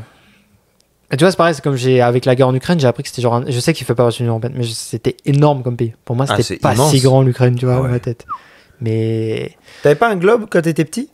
Si, mais c'est mal représenté en vrai sur les globes. Hein. Ça dépend. Les proportions ça sont dépend pas à quel folles, point hein. tes parents t'aimaient et t'ont offert un beau globe, quoi. C'est... Non, mais encore une fois, l'Algérie, c'est immense. Ça te paraît petit sur un globe. Ouais. Bah, il y a un super site sur internet, je vous conseille ça. Oui, tu peux déplacer les Tu maps. peux là. déplacer, tu Ouais. peux voir à quel point c'est pas super Je sais bien pas. représenté. Puis c'est quand même vachement en faveur de l'Occident, la taille des pays sur, Toutes les sur une cartes map ont été monde. construites par l'Occident. Les cartes qu'on a actuellement et encore plus ici. C'est ouf. Le meilleur exemple, c'est à tel point que c'est l'Occident, mais en même temps l'endroit où vous êtes. Regardez les cartes australiennes, vous verrez, elles mettent l'Australie quasiment au centre. Enfin, c'est foutu d'une manière que l'Australie apparaît beaucoup plus grande et pas pareil. L'Australie, ça paraît tout petit hein, sur une carte. Je sais pas, je vais dire une connerie, mais je dirais l'Espagne. Non, Italie, Pologne et après l'Espagne. La Pologne, ils sont combien les Polonais? Pologne, ils sont super nombreux. Tu te rappelles pas au Conseil de l'Union Européenne, il fallait oui. avoir leur vote à chaque fois. Oui, non, mais je sais qu'ils sont beaucoup, mais pour moi, ils étaient pas. Ah, oui, ok. C'est ça. Et donc, en gros, vous déposez votre liste, vous êtes 5 personnes, il faut que vous fassiez plus de 5%. Pour faire plus de 5%, vraiment, ça prend quand même beaucoup parce que les gros partis prennent toute la place. Pour faire 5%, Pour vous dire, pour avoir un vote, voilà, pour en avoir fait, un siège. c'est ça. C'est qu'en fait, non, même, c'est pire que ça. C'est que En gros, tous ceux qui sont pas à 5%, vous dire à peu près actuellement, on enregistre le dimanche 2 juin. Europe Écologie Les Verts est pas sûr, risque d'être en dessous de la barre des 5%. Et les filles Les aussi. communistes sont pas sûrs de... Ah, les filles, quand même, ça Sont stabilise. sûrs Ouais, Ok. ils sont au-dessus de 7. Mais bon, après, il y a toujours possibilité, voilà, mais bon. Parce qu'ils ont une grosse masse électorale Ouais. qui va voter. Les communistes sont pas sûrs et Reconquête non plus. Enfin, Reconquête, ce serait pas une surprise, mais pour les communistes, c'est quand même un gros... Voilà, parce qu'ils se partagent les voix avec LFI et Glucksmann. Et il y a du vote utile qui part chez Glucksmann. Donc, une fois que vous avez passé les 5%, vous êtes qualifiable pour avoir des eurodéputés. Tous ceux qui ont fait moins de 5%, c'est out. Tous ceux qui ont fait plus de 5%, après on prend les 80 députés et on fait une répartition. C'est comme si vous aviez un espèce de château. Voilà, donc le RN, mettons, a fait 30, Renaissance a fait 14, Glucksmann a fait 13, voilà, etc. Bah, on va prendre les petits grains de sable et puis on va les répartir. Généralement, vous pouvez compter que si vous faites 5%, vous aurez 5 eurodéputés. C'est pas une science exacte, mais pour vous donner un ordre d'idée, ça donnerait actuellement 33 députés pour le RN, 14 pour Renaissance, donc Renew Europe. Et après, il va y avoir les alliances de partis qui vont faire que, est-ce que LFI se met avec l'extrême gauche ou avec les communistes ou avec... Bref, les groupes européens, c'est très différent, mais n'auront de députés que les au-dessus de 5%, ils en auront minimum 5. Donc c'est déjà pas mal. À part s'il y a vraiment 10 listes qui font plus de 5%, alors là par contre ça va diluer le tout. Mais tous les partis qu'on a vus là, ils sont pas 81 personnes là. Si, ils ont 81 personnes sur leur bulletin de vote. Tous. Mais au bout d'un moment, c'est ton boulanger que t'as Ah, mais il y en a, c'est des sans-emploi, il y en a, c'est des... Parce qu'en vrai de vrai, déjà, le RN, j'étais en train de demander, est-ce qu'ils ont 33 candidats viables? Viable, ça dépend de ce que tu considères, parce qu'il y en a un, par exemple, qui est accusé par Oxfam de crime contre l'humanité. C'est leur numéro 3. Pardon, quoi? Qui est accusé par Oxfam, hein, donc c'est pas non plus... Non, mais crime contre l'humanité, c'est pas... C'est pas rien, ouais. Ouais, c'est un big deal. C'est Fabrice Leggeri, donc c'est l'ancien patron de Frontex, qui aurait fait des carabistouilles aux migrants. Ok, oui, sur les bateaux. Voilà. D'accord, ok. Tu en as un, c'est un gars qui vient de Mayotte, qui a tenu des propos très limites envers les femmes et envers les juifs, je crois, mais ça, je suis pas sûr. Allez vérifier. Donc oui, en termes de qui est droit dans ses bottes, ça c'est une question. Mais après, bon, il y a le vote décomplexé aussi. Hein. Il y en a certains où tu es en mode, il a tenu ses propos, maintenant c'est trop tard, on va pas le retirer de la liste, quoi. Donc oui, 80 députés potentiels, mais évidemment, là-dedans, les derniers de liste, la plupart du temps, dans les grosses listes, par exemple, Marine Le Pen est sur la liste, mais en soutien. Elisabeth Borne... Elle peut cumuler autant de mandats ? Non, si jamais elle... je crois que si elle est élue députée européenne, elle doit quitter son siège au Parlement français. Elle le fera pas. Non. Mais par contre, comment elle s'appelle, Elisabeth Borne, par exemple, est sur la liste des européennes de Renaissance, en soutien avec Valérie Hayé, comme Édouard Philippe. Elle est élue comme Elisabeth Borne. Elle est élue députée en France. Ouais. Ok, je savais pas. Mais t'as pas besoin d'être élue pour être sur la liste. Oui, non, mais je croyais qu'elle était première ministre parce que c'était une technocrate, machin, un truc. Donc je pensais qu'elle était dans des bureaux quand elle allait la chercher et qu'elle ne siégeait pas. D'ailleurs, elle fait des grands sourires quand Attal il est un peu dans la merde parce que tu la vois. Regardez un peu la tête. Sur LCP, vous avez tout sur YouTube, il n'y a plus aucune excuse. C'est vraiment drôle de voir les débats à l'Assemblée. Puis tu vois Elisabeth Borne, elle est comme ça. Puis elle se marre parce que tu vois que maintenant elle est sortie de tout ce bordel et elle doit relaxer, la pauvre. Hein. Oui, tant mieux pour elle. Mais en vrai, ça a l'air horrible d'être Premier ministre en France. Mais alors toi, parce que là on arrive à peu près, je sais pas combien de temps on est du podcast. Si je te dis, tu vas pas... on est à 1 heure là. Ok, c'est parfait. Ton impression par rapport à tout ça. On va faire 1h30 aujourd'hui, parce que c'est un spécial européen. Oui, c'est important. Parce que tu vas pas dire pour qui tu votes. Non. Est-ce que tu vas dire le bof? Là, j'ai peut-être changé d'avis là. Ah ouais. Non, c'est pas vrai, j'ai pas trouvé de parti. Là, le non, là, il m'a bien plu là. Voilà, vous pouvez faire votre sens exact déjà. C'est non, mais en vrai de vrai, non, mais le non, moi j'ai bien aimé le non. Le mec il met non. Reprenons-nous en main. Je suis en mode, il y a rien. Pourquoi pas? C'est parfait. Non, en vrai, moi je trouve que, je suis assez dubitatif globalement de l'Union européenne, tu sais, en général. On en avait déjà parlé dans plusieurs podcasts, puis même en off par rapport à ça. Ouais, mais à chaque fois qu'on s'en est parlé en off, on était en mode putain, c'était génial, on aurait dû enregistrer. Parce que moi, j'ai un peu du mal à.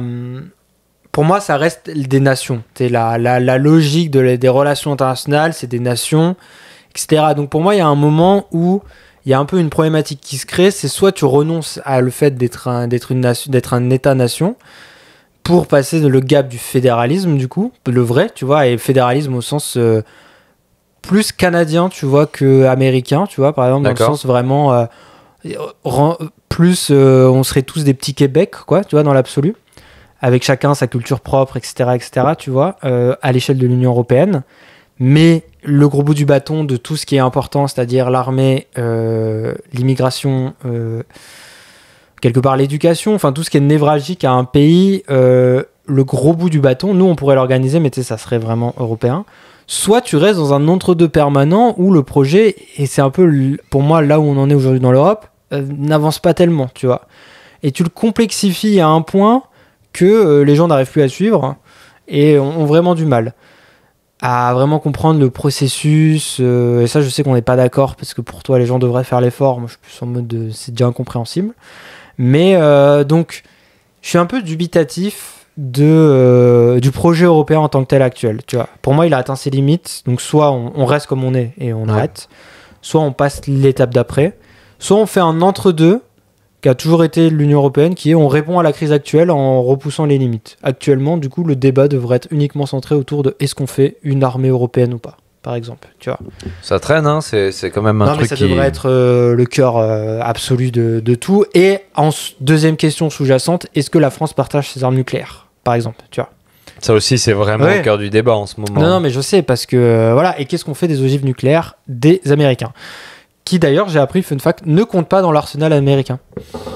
Vous savez, quand on dit que les Américains, ils ont genre 2000 bombes nucléaires, dont 1700, ils ont 5000 bombes nucléaires, dont 1700 ready to go là, ils appuient sur un bouton et elles peuvent partir. Celles qui sont présentes en Europe, parce qu'il y en a toujours qui sont présentes en Europe, notamment en Allemagne, ne sont pas considérées dans ce décompte-là. C'est eux qui en ont le contrôle. C'est eux qui en ont le contrôle. Oui, c'est eux qui en ont le contrôle à proprement parler. Avec le football, enfin bref. Mais donc tu vois, ça devrait, je me dis, c'est peut-être ça qu'aurait dû tourner autour de ça. Et la crise des migrants. Parce que ça, voilà. En fait, c'est pour moi l'Union européenne, est-ce qu'aujourd'hui, on se pose les questions en fonction des crises, ce qui est une thèse vraiment dans la science politique, de se dire que l'Union européenne ne répond que aux crises, en fait, en permanence. Et elle se consolide par les crises. Et elle crée, en fait, elle se pose pas de questions, elle répond juste à la crise actuelle. Soit on passe l'étape d'après. Et je trouve qu'aujourd'hui, on est dans un entre-deux semi-fédéraliste, où on a des choses qui sont relativement imposées par l'Union européenne, des choses qui sont votées, qui sont entérinées. Et surtout, ce que je trouve très pervers, c'est que là, c'est devenu vraiment un référendum sur le gouvernement français. En France, en tout cas. Ça, c'est dégueulasse, oui. Ça, j'ai un peu lu le Courrier international pour voir un peu dans les autres pays, etc. C'est un peu des référendums aussi. Hein. Et c'est pas mal un référendum sur est-ce que l'Union européenne, est-ce que nos gouvernements avaient vraiment raison de soutenir l'Ukraine ou pas, quoi. Ah ouais. Tu vois, globalement. Et donc, c'est ça. Et le problème, c'est que les partis politiques au pouvoir rentrent dans ce jeu-là. Je veux dire, moi, je trouve ça aberrant que Bardella et Attal aient un débat. Non pas parce que il y en a, les deux sont au même niveau dans leur dans leur structure. Non, mais tu sais, dans leur déjà ils sont jeunes, c'est la future classe politique en vrai, qu'on le veuille ou non. A priori, bon, voilà, il reste du temps, mais ils sont au même niveau de décision dans leur structure politique. C'est pas le top président et c'est le gars juste en dessous, tu vois. Le quarterback de réserve. Donc je me dis, c'est normal, c'était presque normal qu'ils débattent. En vrai, ce débat-là aurait dû avoir lieu avant même, tu vois. Parce que techniquement, c'est la première opposition aussi, donc bon, c'est pas plus mal. Ça me dérange pas. Moi, ce qui me dérange, c'est que ça soit pendant les élections européennes. Et que du coup, le gouvernement défend juste Renaissance, vise juste à enterrer Bardella, et Bardella dit, regardez, on a raison, parce que le gouvernement, il fait n'importe quoi. Puis il se sert de l'outil gouvernemental pour porter un programme qui est politique. Ça, c'est toujours le grand problème. Mais ça me dérange moins. Dans une élection qui n'est pas française, c'est un peu moyen. Dans une élection française, c'est la prérogative du président ou du gouvernement Oui, pouvoir voilà, avoir accès c'est que Mais là, c'est pas une élection française. C'est toujours ta chance, entre guillemets, et ça me dérange moins parce que les mandats sont limités. Oui, mais c'est pas une Donc, élection française. Tu vois, le fait que, par exemple, Biden, actuellement, il est POTUS, comme compte Twitter possible. Alors, il fait pas non plus trop de médias, mais c'est un peu ce que faisait... Et tous, ce que faisait Obama, même voilà. Trump. Hein. Trump s'en est servi à foison. Trump s'en est servi plus que tous les autres, puisqu'il a organisé... Trump s'en est servi plus que tous les autres, parce qu'il a organisé une collecte de fonds à la Maison-Blanche pendant la campagne présidentielle, pour sa campagne présidentielle. Il n'y a rien de plus transgressant dans l'histoire des États-Unis de se servir des institutions que ça. Il s'est servi de l'argent public pour s'auto-financer, ce qui est en soi le début des détournements de fonds une dictature. Ça commence sur ça. Détournement de fonds, là, pour le coup. En vrai, ça commence sur ça. Et c'est le seul président dans l'histoire des États-Unis à avoir fait ça. Je dis pas que les autres ne se servent pas. Les autres sont assez intelligents pour ne pas le montrer, en tout cas. Donc, non, ils le font tous. Comme tu dis, c'est la prérogative. Mais moi, c'est ça. Puis même, Macron, normalement, il a pas tant d'influence. Enfin, oui, il en a. Mais au Parlement européen, il n'est pas tant censé en avoir que ça. Au Parlement, non. Ce pourquoi on est censé aller voter dimanche prochain. Au Parlement, à proprement parler, non. Mais son parti, oui. Oui. Mais donc, c'est pour ça qu'ils utilisent l'appareil gouvernemental à ce point-là. Puis pareil, là, on a appris aujourd'hui qu'il allait faire un débat, c'est pas un débat, une entrevue. Emmanuel Macron avec 2 journalistes, toujours ce pantin de Gilles Boulot, c'est plus mobile. Ouais, terrible. Et l'autre, j'ai oublié son nom. Sur TF1 et France 2 ce soir. C'est toujours la même, c'est toujours les mêmes. À 3 jours des élections, pour parler de l'Ukraine, et tu fais Israël-Palestine, et tu fais c'est vraiment la question qui est genre hyper à fond aussi dans les élections européennes. Je veux dire, Glucksmann, on l'a catégorisé pas mal sur il prend pas parti pour Israël-Palestine, il faut qu'il fasse quelque chose. Alors, c'est ça. Qu'est-ce que tu as pensé de la campagne de LFI, tiens? La France Insoumise? Ouais. La campagne très axée et que axée quasiment autour de Gaza, ou quasiment moi, je comprends la numéro 7, Rima Hassan, en tout cas, on a plus entendu parler en bien ou en mal de Rima Hassan que de Manon Aubry. Oui, c'est vrai. Tu vois, tu viens de m'apprendre qu'elle est numéro 7, par exemple. Pour moi, elle était numéro 2 ou 3. Ah non, elle est que numéro 7. Pour moi, c'est incompréhensible. Et là, ce que je vais dire, peut-être tu me ferais taper dessus, mais c'est même, on voulait faire un podcast sur ça à un moment aussi. Mais c'est pas censé être le propre de l'Union européenne de tourner l'entièreté du Parlement européen autour d'une problématique internationale aussi éloignée que celle-là. Je dis pas qu'elle doit s'en désintéresser. Très loin de moi, non, l'Union européenne doit peser de son poids pour faire ce qu'elle a à faire, c'est-à-dire appeler à un cessez-le-feu, parce que voilà, ça c'est dans tous les cas, je veux dire, il reste que en face c'est une population désarmée quand on n'est pas dans un combat équilibré, donc faire un cessez-le-feu et engager des pourparlers et peut-être pas imposer mais pousser pour qu'il y ait des casques bleus, en tout cas une présence internationale, parce qu'on ne peut pas faire du tout confiance à Israël à ce niveau-là, parce que je sais pas, ils ont tué des Égyptiens par exemple récemment, juste le respect du droit international. Oui, pour eux c'est le droit que le droit et rien que le droit. Voilà, c'est pas voilà. Donc je suis en mode voilà. Donc je ne comprends pas que t'en fasses un truc aussi central. Tu vois, que ça soit sur ta liste et que ça soit quelque chose d'intéressant, oui. Et je vous dirais la même chose pour vous montrer que je suis de bonne foi. Si on va de l'autre côté de l'Atlantique, Donald Trump n'en fait pas un point central de l'Ukraine de sa campagne. C'est quelque chose d'important qu'il a mis de l'avant. On attend toujours son plan pour le régler en 24 heures, mais il y adresse. C'est une problématique qu'il va prendre en main, mais son truc central reste les gens qui vont les lire. Donc les Américains, et Biden c'est pareil, il n'en fait pas un truc central de l'Ukraine. Il va pas en Géorgie, pas le pays, l'État, pour parler de l'Ukraine. Il va en Géorgie pour parler des usines de fer. Donc en vrai de vrai, moi je trouve ça problématique en vrai. Problématique dans le sens ça devrait pas être... Problématique pour eux ou problématique en termes d'image de l'élection, est-ce que... En termes d'image de l'élection, parce que la plupart des détracteurs de l'Union européenne, ce qu'ils vont dire, c'est qu'elle s'insère dans des sujets qui sont pas les siens. Quand le premier parti d'opposition, là ils sont tous premiers partis d'opposition. Ils sont tous premiers partis. Quand un des plus gros partis de France soutient une liste dont l'essentiel c'est ça, sachant que mis bout à bout, en dehors du devoir moral international, c'est une problématique secondaire à l'Union européenne. La problématique, par exemple, humanitaire première de l'Union européenne, c'est la crise des migrants, dans l'absolu. C'est celle qu'il faut se dire, ok, on va régler... Surtout que l'Union européenne, là je suis pas en termes politiques, mais en termes juste de statut, n'a pas de politique extérieure, il n'y a pas de ministre. Il n'y a pas de corps diplomatique. C'est ça, il n'y a pas de corps diplomatique. Bah, techniquement, si, parce que tu as Charles Michael, là, Charles Michael, là. Mais c'est pas quelque chose qui est, comment dire, c'est pas le Parlement. Non, donc c'est pas des gens élus. Voilà. C'est la commission et le. Comment on appelle ça ? Le conseil. Et au-delà de ça, comment on appelle ça ? C'est pas quelque chose où c'est. Comment dire ? C'est pas le Parlement qui va édicter la politique extérieure européenne. Non. C'est les politiques extérieures des pays européens qui sont coordonnées au niveau du Conseil, qui donnent l'orientation globale. Et ça, c'est une grande différence, parce que donc du coup, ça veut dire que c'est l'ensemble des politiques nationales qui donnent la ligne directrice. Exact. Sur le Parlement. Donc, non, ça devrait être un sujet. C'est un peu technique, mais c'est important de... Ah oui, moi je dis pas que Israël-Palestine devrait pas être un sujet, ça devrait être un sujet, et même un des top sujets d'actualité internationale. Mais dans l'élection européenne, malgré tout, les gens qui votent, s'ils votent uniquement pour que l'Union européenne s'intéresse à cette question-là, bah c'est pas ça le but de l'Union européenne. L'Union européenne, comme son nom l'indique, c'est ça. Ou alors, enfin je veux dire pareil, l'Ukraine, malgré tout, si on fait une gradation, c'est censé être plus important pour les Européens.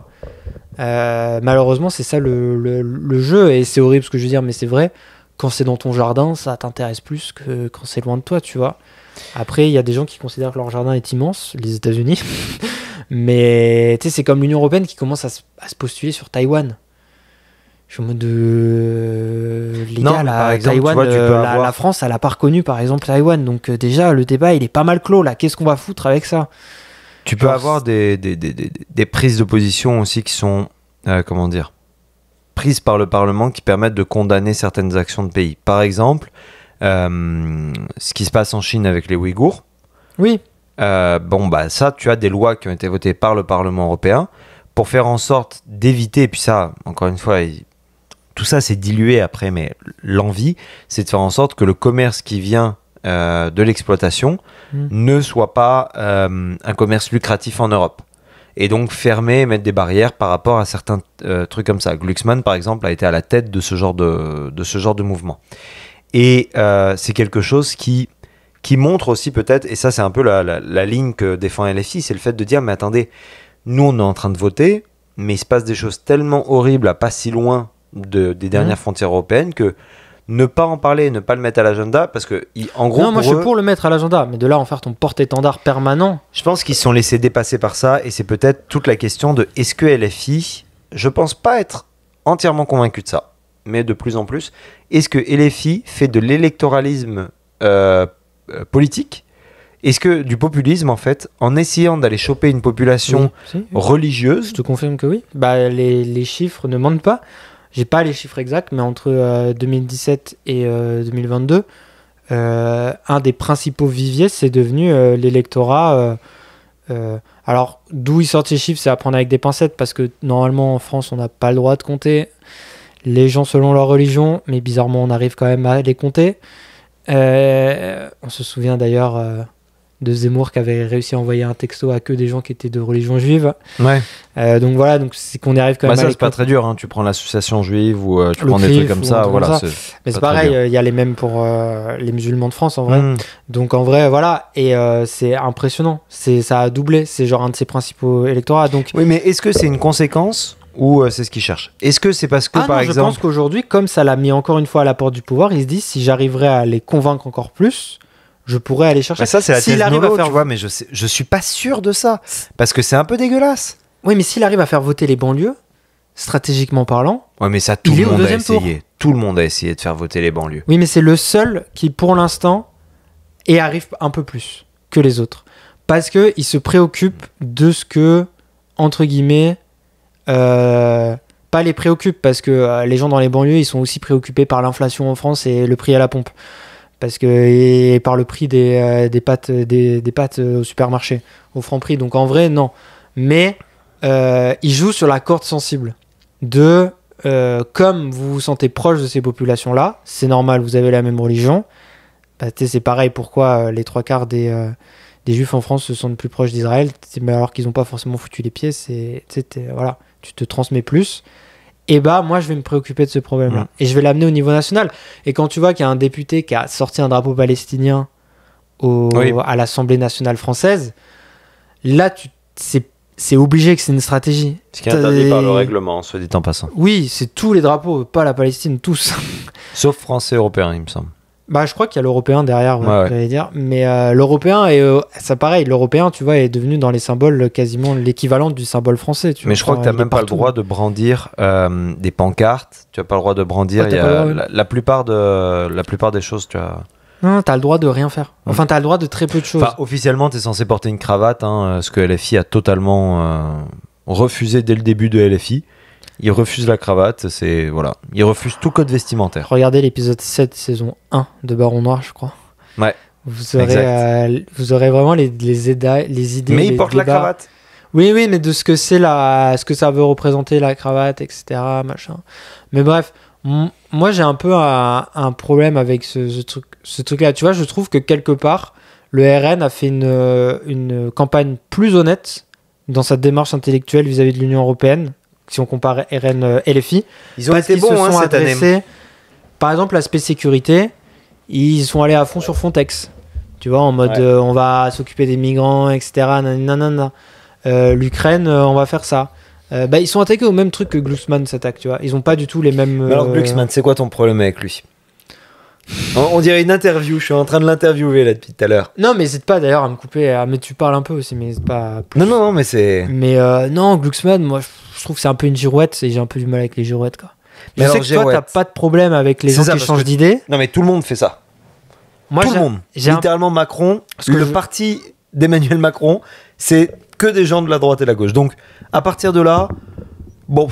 Non, moi, ce que je reproche fondamentalement, par exemple, à Glucksmann, c'est la même logique que je vais reprocher à Mélenchon. C'est de faire un 180 à ce degré-là. Mais il a fait un 180 partisan, pas sur ses idées. Il n'y a aucune idée que Glucksmann défend aujourd'hui qu'il ne défendait pas hier. Fondamentalement, non, parce qu'il est très européen, etc. Mais... par exemple, quand même, son aspect un peu sur la Géorgie, tu vois, il est pas très clean, quoi, tu vois. Quel truc sur la Géorgie? Qu'il a été avec le cabinet, il a été à la tête j'ai plus le nom exact, mais il a été à la tête, il a travaillé avec le pouvoir géorgien, qui est pas hyper pro-européen, puis aujourd'hui, il se présente en mode, je suis le candidat du fédéralisme presque européen, tu vois. Pareil, sa deuxième vice-présidente de cet organisme-là, c'est elle qui s'est fait arrêter en Géorgie avec les mallettes d'argent, etc. Ils avaient fait une descente chez elle, ça avait fait, c'était juste avant le Covid. Donc voilà, donc au niveau de la corruption, etc., c'est pas un mec qui est très clean. Et par exemple, il y a quand même des questions qu'on peut légitimement se poser quand on sait que la Géorgie, l'Ukraine, c'est des pays qui sont hyper corrompus et qu'il est en mode faut à tout prix que l'Ukraine rentre dans l'Union européenne. Tu peux légitimement te poser la question de tes intérêts, est-ce qu'ils sont vraiment neutres, tu vois?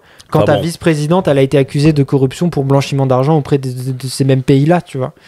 Alors après, lui, il va te dire que c'est lui qui a mené l'enquête. Genre, c'est lui qui a poussé pour qu'il y ait l'enquête vis-à-vis de cette personne-là, etc. Mais reste que tu as été à la tête d'un organisme complètement corrompu. Donc c'est comme quand Trump, il est en mode oui, moi j'ai fait des chèques, j'ai signé, mais je savais pas pourquoi c'était. Probablement. Mais reste que tu t'entoures de gens qui sont des raclures et que en vrai, c'est pas une bonne idée, tu vois. T'es pas un bon leader. Mais sur les idées. Ah, sur les idées, par exemple, le fait que... Parce qu'à la fin, c'est juste un gars sur une liste de 80. Ouais, mais son protectorat à 2 balles sur la Chine, par exemple, son double discours, c'est-à-dire que là, on a un truc à 10% actuellement. Pour l'import de produits chinois, c'est une taxe de 10% parce que c'est des produits chinois. Il veut pas l'augmenter. Et par exemple, le RN, eux, vont proposer de l'augmenter, de se rapprocher des États-Unis, où les États-Unis, eux, tous les produits chinois, c'est 27%. Oui, mais c'est ça. Oui, mais d'un autre côté, tu vois le pouvoir d'achat des Américains en ce moment. Oui, non, mais tu ne peux pas, dans la logique, dire que la Chine, c'est le mal, ils veulent conquérir Taïwan. Mais bien sûr que si, t'as les d'autres moyens que ça, etc. Mais en même temps, acheter leurs produits à pas cher. Pas de problème. Aujourd'hui, non, mais non, pas du tout. Mais si, parce que t'es une double face. C'est ne pas être d'accord sur les résultats. Si tu me dis, par exemple, il faut qu'on arrête, la consommation de bière est pas bonne. Tu me dis, on va fermer toutes les microbrasseries. Je dis, peut-être pas, non? On peut peut-être genre juste, je sais pas, genre limiter la consommation en âge ou des trucs comme ça. On peut ne pas être d'accord sur le résultat. Lui, ce qu'il veut pas, c'est faire en sorte que les produits qui sont aujourd'hui produits tout le temps, hein, si tu veux acheter des couteaux, si tu veux acheter quoi que ce soit, c'est tout du made in China. Lui, il veut pas que le coût de la vie des Français augmente. Et ça, les barrières douanières, ça fait augmenter le coût de la vie. Allège fondamentalement la pression fiscale en Union européenne. Il propose pas ça. D'accord, tu allèges la pression fiscale. Dans quel service public tu coupes? En tant qu'homme de gauche, dans quel service public tu coupes parce que si tu allèges la pression fiscale, tu dois... Il y avait un parti, 10% par an dans l'Union européenne. Non, mais c'est vrai que les infrastructures européennes, par exemple, il y en a certaines. Le Conseil, il faudrait que je me renseigne un peu, mais le Conseil et la Commission, ça m'apparaît quand même assez délirant leur budget. Vis-à-vis de ce qu'ils font, je suis un peu en mode, vraiment, on n'a peut-être pas besoin autant. On pourrait peut-être commencer à couper. La Commission, il y a besoin. Dans cette technocratie-là. Je sais pas combien ça pourrait dégager, etc. Le dernier carat, évidemment. Mais ça, c'est toujours le pire. Hein. Couper dans ce qui est une institution, l'institution. Mais il y a l'Union européenne, il n'y a que ça. Oui, mais en termes. Enfin, je veux dire, l'institution, elle n'a pas de. Enfin, comment dire? L'institution, il tourne pas avec des iMac et des trucs et des machins. Tu vois ce que je veux dire? Oui. L'argent, c'est pas ce qui permet d'être des folichons d'argent. Tu vas pas dans une institution travailler en pensant faire des 100 et des 1000. Tout poste là-bas est justifié, est public, les salaires sont publics. Tu vois ce que je veux dire? Le problème, c'est qu'en s'attaquant aux institutions, tu affaiblis l'institution. Et c'est tout le temps la même chose. Oui, mais c'est ça, c'est qu'il n'y a pas grand-chose non plus à couper, mais ça crée des conditions supplémentaires, puisque, à part aller... Comme il n'y a pas de... t'as les super profits. Comment ça s'appelle? Il n'y a pas par exemple, de système de santé ou de trucs vraiment européens, etc. Les 3 trucs qui sont européens, c'est la PAC, mais là-dedans, c'est hors de question qu'on coupe, puisque déjà, elle est même plus qu'insuffisante. Et l'autre truc, ça va être Frontex. Mais Frontex, on ne peut pas couper non plus, puisqu'à un moment ou à un autre, même si on acceptait les gens, il faudrait dans tous les cas les gérer à leur arrivée. C'est même si on voudrait accepter les millions de migrants qui vont arriver un jour ou l'autre, il va falloir les accepter, il va falloir traiter leurs dossiers, créer des papiers et tout. Donc dans tous les cas, c'est impossible de couper Frontex. Donc, c'est que tu n'as rien à couper. Et on en revient à mon point où tu arrives à un point où tu peux rien faire. Tu crées des conditions supplémentaires d'appauvrissement, parce que les pays donnent toujours plus d'argent, mais sans forcément avoir de retour sur investissement assez viable. Ils ont des retours. Et en même temps, tu passes pas le saut qui fait en sorte qu'on pourrait vraiment mener une politique fiscale d'envergure européenne, où là, on outrepasserait du coup les États européens. Moi, je suis contre le fédéralisme européen, globalement. Je pense qu'économiquement, on peut s'arranger, on peut avoir des accords très profonds. Moi, mon modèle personnel, c'est l'ALENA, dans l'absolu. On est beaucoup plus poussé que l'ALENA en ce moment. Je sais, mais on n'a pas besoin. En fait, c'est que pour moi, on n'a pas besoin d'aller plus loin. Parce que fondamentalement, à partir de là, l'étape d'après, pour moi, c'est le fédéralisme. Et je ne suis pas contre le fédéralisme, mais je ne conçois pas vraiment comprendre comment il va réussir à fonctionner. Dans des nations comme aussi historiquement différentes, avec des langues, tu prends le polonais, tu prends le français, tu prends l'allemand, déjà, c'est complexe. Tu sais, genre, même on sait que la langue, ça fomente aussi ta manière de penser, ça met, c'est pas rien, tu vois. Donc il y a beaucoup d'éléments où je me dis, à la fin de la journée, on en revient toujours à la même problématique, soit l'Union européenne est obligée d'outrepasser les lois françaises. Moi je suis fédéraliste, tu me convaincras. Oui, je sais, donc je suis d'accord avec ton constat. Soit on s'arrête et on arrête à l'étape d'avant où on a des frontières ouvertes pour le tourisme et quand on est citoyen européen et on fait nos Erasmus et c'est très bien et les gens découvrent la culture, etc. Et on a des accords incroyables économiques parce que on sait aujourd'hui que malgré tout que si on est lié économiquement, c'est la paix. C'est la paix quoi qu'il arrive parce que on sait qu'aujourd'hui on n'est pas en guerre mondiale en partie parce que la Russie et la Chine sont obligés d'être conjoints et que la Chine est conjoint avec les États-Unis et que sinon les 3 vont s'effondrer économiquement et en plus de se foutre nucléairement sur la tête. Mais ils ont l'acteur du milieu qui est la Chine a trop à perdre, donc il est obligé de jouer sur les 2 terrains. Tu vois. On sait que c'est vraiment ça une des raisons. Tu vois. Donc pour moi... Pour revenir à Glucksmann du coup, parce que tu Glucksmann il est fédéralisme de l'eau tiède et ça m'énerve. D'accord, mais par exemple par rapport à Valérie Hayé qui est là pour le coup, parce que vraiment, moi j'ai écouté tous les débats, j'ai tout écouté. Il était très déterminé. À part on continue comme c'est actuellement, je ne vois rien dans son programme. Ah oui, non, moi je suis d'accord que Et je Renaissance, suis pas c'est. contre le gouvernement outre mesure. Moi, je pense ils font le job. Non, mais je trouve Parce qu'ils pourraient faire mieux, oui, mais comme ils font le job. Non, Renaissance, c'est vide. Mais Renaissance, c'est vide, je pense, micro-théorie du complot, volontairement. Alors là, ça c'est la théorie, putain. Pour le Conseil de Problème, l'Europe, ça là, va ou prendre le longtemps. Conseil de. Comment ça s'appelle?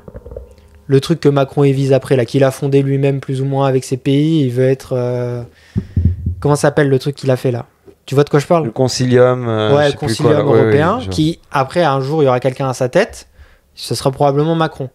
Et que donc, si t'as des gens qui vont porter des idées qui vont être contradictoires avec ce que toi que tu veux amener, puis Macron, on sait que malgré tout, c'est un gars qui est faussement... c'est un vrai président français, c'est-à-dire c'est un gars qui partage pas beaucoup le pouvoir, malgré tout, comme tous les présidents français à la fin de la journée, finalement.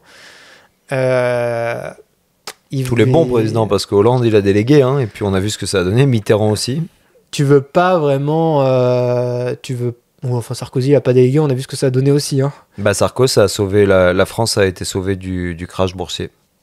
La France s'est relevée plus forte en 2009 qu'elle ne l'était en 2006. Oui, ça c'était la première année. Après, il y a eu quand même eu Non. plein de... Économiquement, la France économiquement, elle a tenu, hein. oui, mais après, il y a eu quand même Kadhafi, le Qatar, il y a eu Ça, quand c'est même la beaucoup de politique choses extérieure, qui a ouais, amené ouais. à de la corruption Mais parce qu'il a Franco-France. pas délégué, quoi. Franco-français, Oui, après, j'avoue, j'ai pas... Oui, je sais qu'on s'en est très bien sorti avec ça. politique extérieure, c'est un tout autre sujet, et ça pas... Non, mais en politique française, il a tenu le truc. Mais donc comme c'est ça qui vise, et il ne s'en cache pas, que l'étape d'après, pour lui, ça serait une sorte de... En tout cas, il sera dans l'Union Européenne, dans les sphères de l'Union Européenne, cet homme-là. Je ne comprends pas... Ça ne m'étonne pas que la liste soit vide actuellement. Parce qu'il faut pas que ça te crée des embrouilles. Il faut une présence vide pour remplir les chaises, mais qui va D'accord. pas ce truc-là. D'accord. Mais parce que moi, ce que je trouve assez intéressant comme campagne qui a été faite, c'est celle de François-Xavier Bellamy, J'allais dire, et toi? qui est passé un petit peu sous le radar et qui peut potentiellement créer la surprise. Le seul problème, c'est son manque d'exposition médiatique, assez cruel, parce que Valérie Pécresse ayant fait que 4,5, bah voilà, et aussi le fait qu'il subit le groupe européen auquel il est affilié. C'est-à-dire qu'étant affilié à l'EPP, il doit subir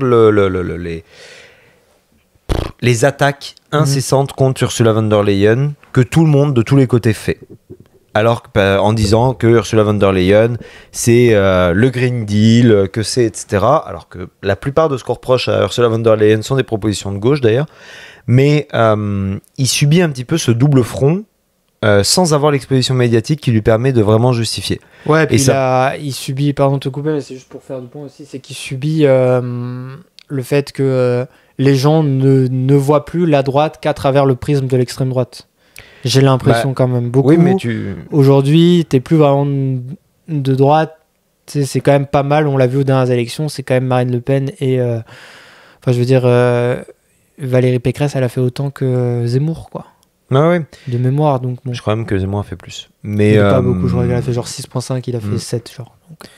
Elle a fait 4,5, elle. C'est vrai? Ouais, elle fait moins que les 5%. C'est vrai que c'est pour ça qu'elle a demandé de l'argent après. Ouais. Pardon. Mais donc, oui, mais tu vois, par exemple, ça, c'est tout le truc. Mais ça, c'est ce que dit un peu c'est un peu la doxa journalistique. Mais Glucksmann a réussi à émerger, alors que depuis un an, on n'arrête pas de répéter que la gauche est morte et qu'il n'y a que l'extrême gauche qui vit, tu vois. Avec la NUPES et que c'est l'extrême gauche qui tient la Ouais, NUPES. mais il est en terrain conquis parce que la LFI a toujours été mauvaise dans ces élections-là. Ouais, donc mais c'est sûr n'empêche, qu'ils n'allaient pas se révéler. Ils étaient j'allais dire en odeur de sainteté, mais LFI a subi le backlash du 7 octobre. Le fait de ne pas vouloir condamner le Hamas comme une organisation terroriste, mais comme un mouvement de résistance selon Daniel Obono. Et là, ils ont réussi à trouver le trou de souris, le PS, en disant non, nous on condamne. Et ils ont trouvé le truc pour permettre d'être pertinent et de parler à tout ce peuple de gauche qui ne se sent pas représenté par Jean-Luc Mélenchon. Et si c'est vrai, cet électoralisme plutôt orienté vers les musulmans que vers les Français de manière générale. Moi, je pense que ça fait une partie d'une de ses stratégies. Hein. Alors, on n'a pas qu'une. Ah oui. Mais je pense qu'il a un accès sur ça, parce que c'est une réserve de voix aussi incroyable. Hein, Bah, tout comme l'extrême droite avec les juifs aujourd'hui. Oui, Et non, ça, mais... c'est ce qui me fume le plus, c'est que depuis bah, le comme 7 l'extrême octobre... droite avec les jeunes aussi.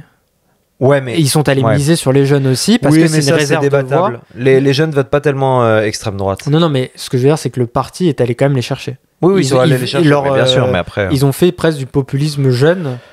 Je vais dire. Ouais. Bah, il est sur TikTok, Bardella. Oui, mais même, ça a été souvent. une des premières aussi, Marine Le Pen, à être sur TikTok.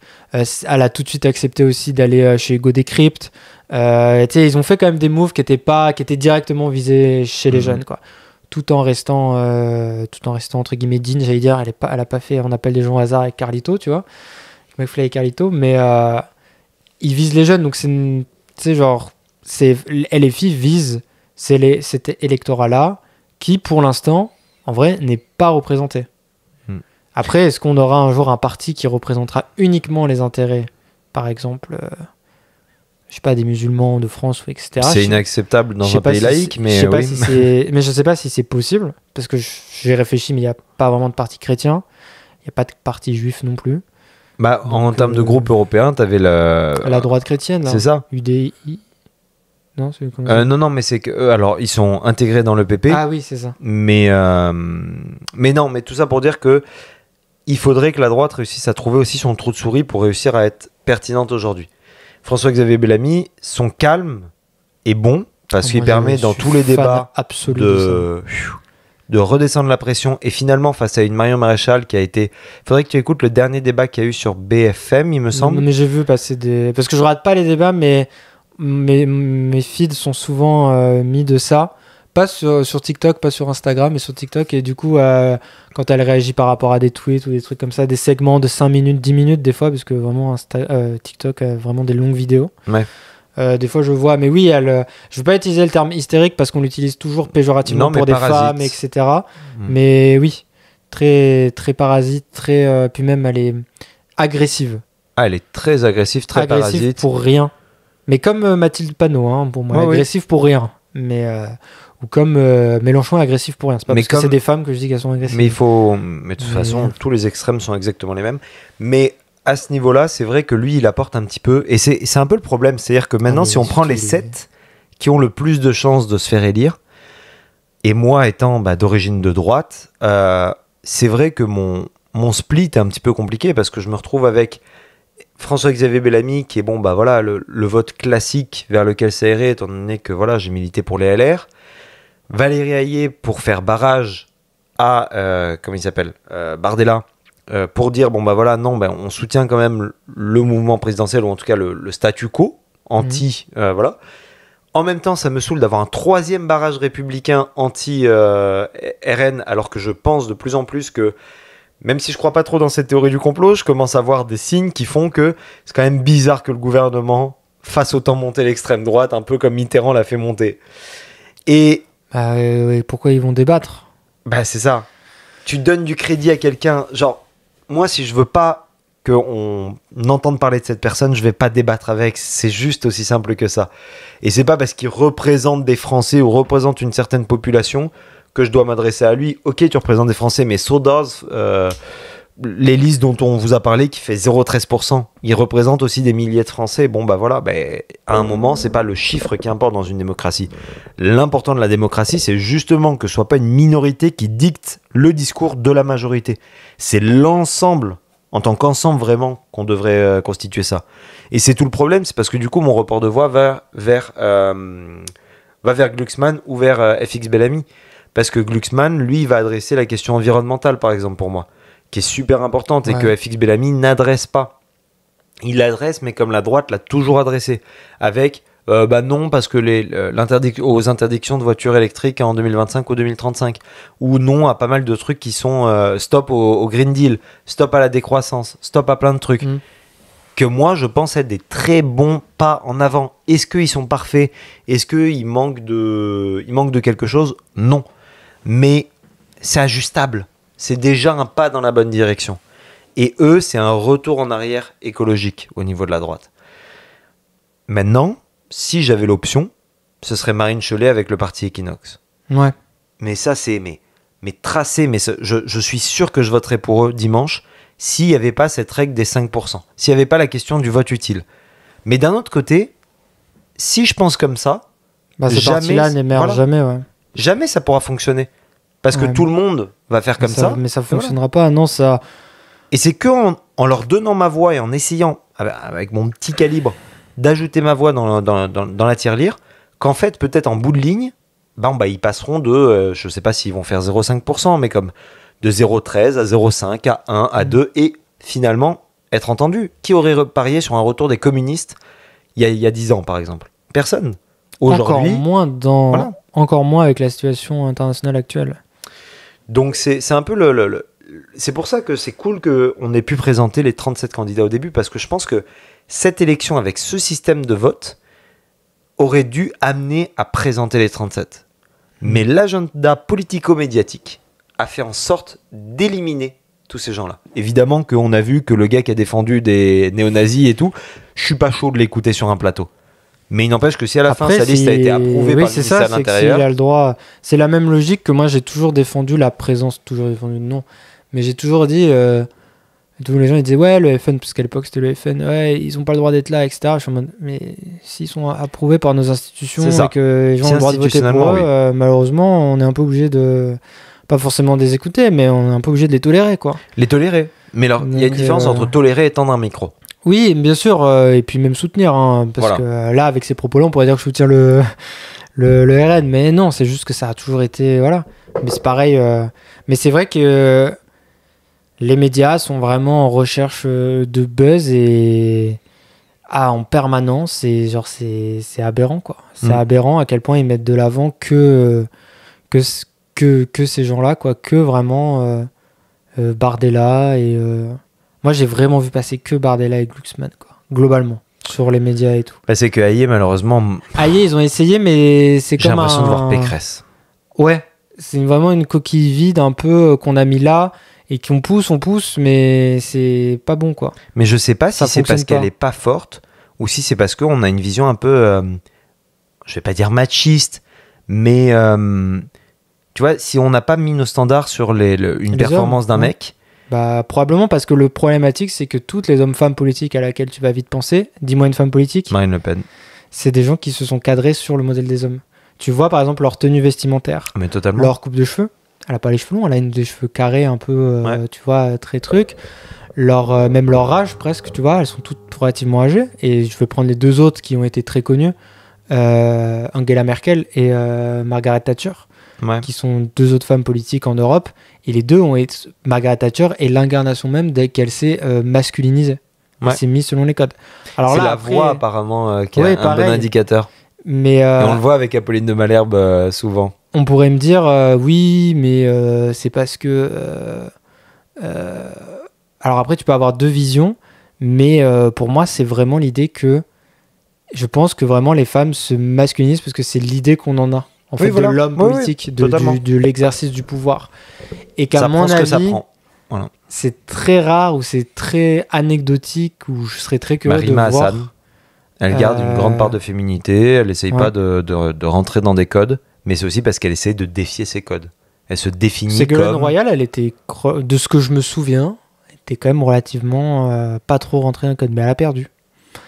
Donc, non, mais il faut aussi partir de ceux qui ont gagné, parce que ceux qui ont perdu, tu vas pouvoir en trouver plein, tu vois. Ouais.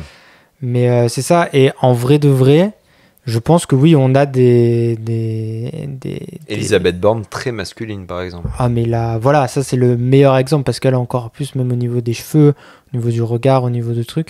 Et c'est un vrai truc de trouvez-moi des femmes politiques qui sont féminines en Europe.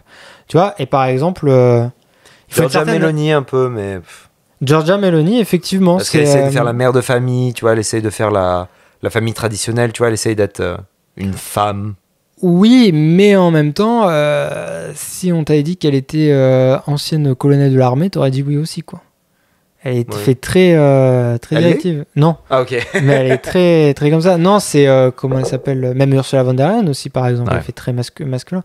C'est la seule à laquelle je pense, c'est l'ancienne première ministre, mais elle n'est pas en Europe, de Nouvelle-Zélande. Ah oui. Qui avait réussi... Anne Hidalgo. Liz Taylor.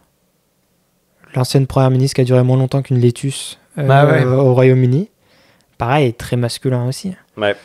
La majorité, on peut en trouver, à mon avis, des femmes qui restent des femmes, entre guillemets. Oui, mais le fait la que ça nous marque pas, c'est très... aussi un... C'est ça. Anne Hidalgo, après, il y a sûrement... Anne Hidalgo, elle est pas prise au sérieux, par exemple. Non, mais globalement. elle est quand même réélue depuis je sais pas combien de temps à Paris, tu vois. Oui. Donc, ça marche. Au moins assez pour faire le jeu démocratique. Oui. Mais après, Marion Maréchal, mais le problème, c'est qu'elle aussi, elle s'est masculinisée énormément dans sa voix, puis dans Marion sa manière Maréchal, d'être. c'est pas honnête parce qu'elle a un nom de famille qui porte. Parce qu'elle s'appelle Le Pen, les gens vont l'écouter, vont lui donner une tribune. Oui, bien sûr. C'est comme si demain, t'avais une fille ultra féminine qui était Zemmour. On se demanderait tous qu'est-ce qu'elle va nous dire. Et finalement, elle a quand même un boost d'un nom de famille, d'un homme en plus. Non, mais je suis d'accord. Je pense que une femme féminine, on va pas la juger aussi bien, malheureusement, qu'un homme, tout court. Ou qu'une femme masculine. Et c'est dommage, mais c'est... Pareil, Mathilde Panot, elle a tout le temps les cheveux attachés, par exemple. Oui, mais elle, il y a d'autres problèmes qui font que... Oui, mais ce que je veux dire, c'est qu'aussi, elle embrasse des codes... Après, les gens, ils me diront, oui, mais regarde, ça peut être juste des codes politiques. Genre, juste, c'est des codes politiques. Oui, mais le problème, c'est que ce sont des codes qui sont spécifiquement masculins, ces codes politiques-là. L'agressivité, la voix grave, enfin, l'agressivité, je parle... Oui, pas forcément physique. Mais... Oui, voilà. La voix grave... le fait de la hauteur, tu le vois d'ailleurs, Jordan Bardella, t'as vu comment il a taillé ses costumes? Regardez les costumes de Jordan Bardella, vous portez pas les mêmes. C'est un costume spécial qui fait que ça lui fait une énorme carrure. Mais quand tu regardes, enfin après il faut avoir un peu l'œil sur les costumes et tout, moi j'aime bien regarder ça, mais il est super bizarre son costume, personne porte des costumes comme ça, mais c'est que si tu prends juste le buste, ça lui fait une carrure mais de mal alpha quoi. Mais donc voilà, je pense que ça fait pas loin là, on doit faire 1h45 je pense. Donc, mais en tout cas on vous remercie beaucoup de nous avoir écoutés. Cet épisode, Si on peut vous avoir au moins pas aiguillé du tout politiquement, je pense pas que c'est le but ni toi ni de moi. Non. T'as même pas dit pour qui tu t'orientais, mais t'as bien fait. C'est un vote à bulletin secret après tout. Mais c'est mon droit et mon devoir. Non, mais totalement. On s'en fout. Et puis vraiment juste allez voter. Même blanc. Oui. Même le parti pirate. Même des partis qui font. Ça on n'a pas adressé le truc du vote blanc, mais ça on pourra l'adresser dans un autre truc. Ça il faudrait que ce soit un podcast à part entière. Ouais, le droit de vote. On pourrait faire un podcast sur le droit de vote. Oh, le titre. Ouais. Tout le monde devrait-il avoir le droit de vote? Non. Oh, si. Forcer le droit de vote, parce que tout le monde a le droit de vote. Non, mais on remet en cause le fait que les gens, dans le titre, les gens se diront. Voilà. Et c'est lui qui fait les titres putaclic et les miniatures. Sur la miniature, on met un truc dans l'urne et on met une croix dessus. Et genre, on met un homme blanc comme ça, les gens ils vont se dire putain, ils veulent interdire aux hommes blancs de voter. C'est deux personnes dans le podcast, c'est pas une personne, d'accord? Moi, je trouve que c'est... En fait, on essaie de maximiser pour que les gens y cliquent, c'est tout. Voilà. Moi, mon rêve, ça serait d'avoir un certain statut pour après faire ce que je veux. Pour pas être dans des codes et faire vraiment des vannes dans les miniatures et dans les titres. Tu vois? On fait déjà ce qu'on veut. Oui, on fait ce qu'on veut, mais c'est un peu orienté pour que les gens, à la fin de la journée, y cliquent. Moi, les titres putaclic, j'aime bien. Toi, t'aimes bien. Les miniatures, j'aime moins. J'aime bien les miniatures simples. Ah oui, moi genre Secret Review, genre... j'ai pas d'exemple. Mais j'aime bien les miniatures simples. En tout cas, merci beaucoup. Oubliez vraiment pas d'aller voter le 9 juin et le 8 si vous êtes à l'étranger. C'est super important. Ne laissez pas les autres décider à votre place. Si vous n'êtes pas d'accord avec nous, c'est la meilleure occasion de le faire. Puis qu'on soit pour ou contre, l'Union Européenne, on est pris avec en ce moment, donc allez voter pour. Voilà, dans tous les cas. Et puis si c'est votre première élection, ça vous fera tout un petit truc. Et vous verrez, soyez scrutateurs. Et on a besoin de gens qui sont là au bureau de vote, qui sont là pour dépouiller. Et même si vous voulez vous assurer que le vote, si vous voulez savoir comment fonctionne une démocratie, soyez scrutateurs. Vous allez voir comment ça fonctionne une fois que vous avez votre bulletin dans l'urne, comment on ouvre, comment on répertorie, comment tout ça est vérifié, comme quoi c'est pas un complot de Big Pharma, mais que c'est vraiment juste des votes qu'on compte, qu'on recompte et qu'on vérifie 3 fois. Donc profitez-en, c'est un très bon exercice démocratique et profitez-en pour en parler autour de vous avec votre famille, vos amis et envoyez ce podcast à ces derniers. C'était Des Biais à débat. À très bientôt et allez voter le 9 juin. Bye.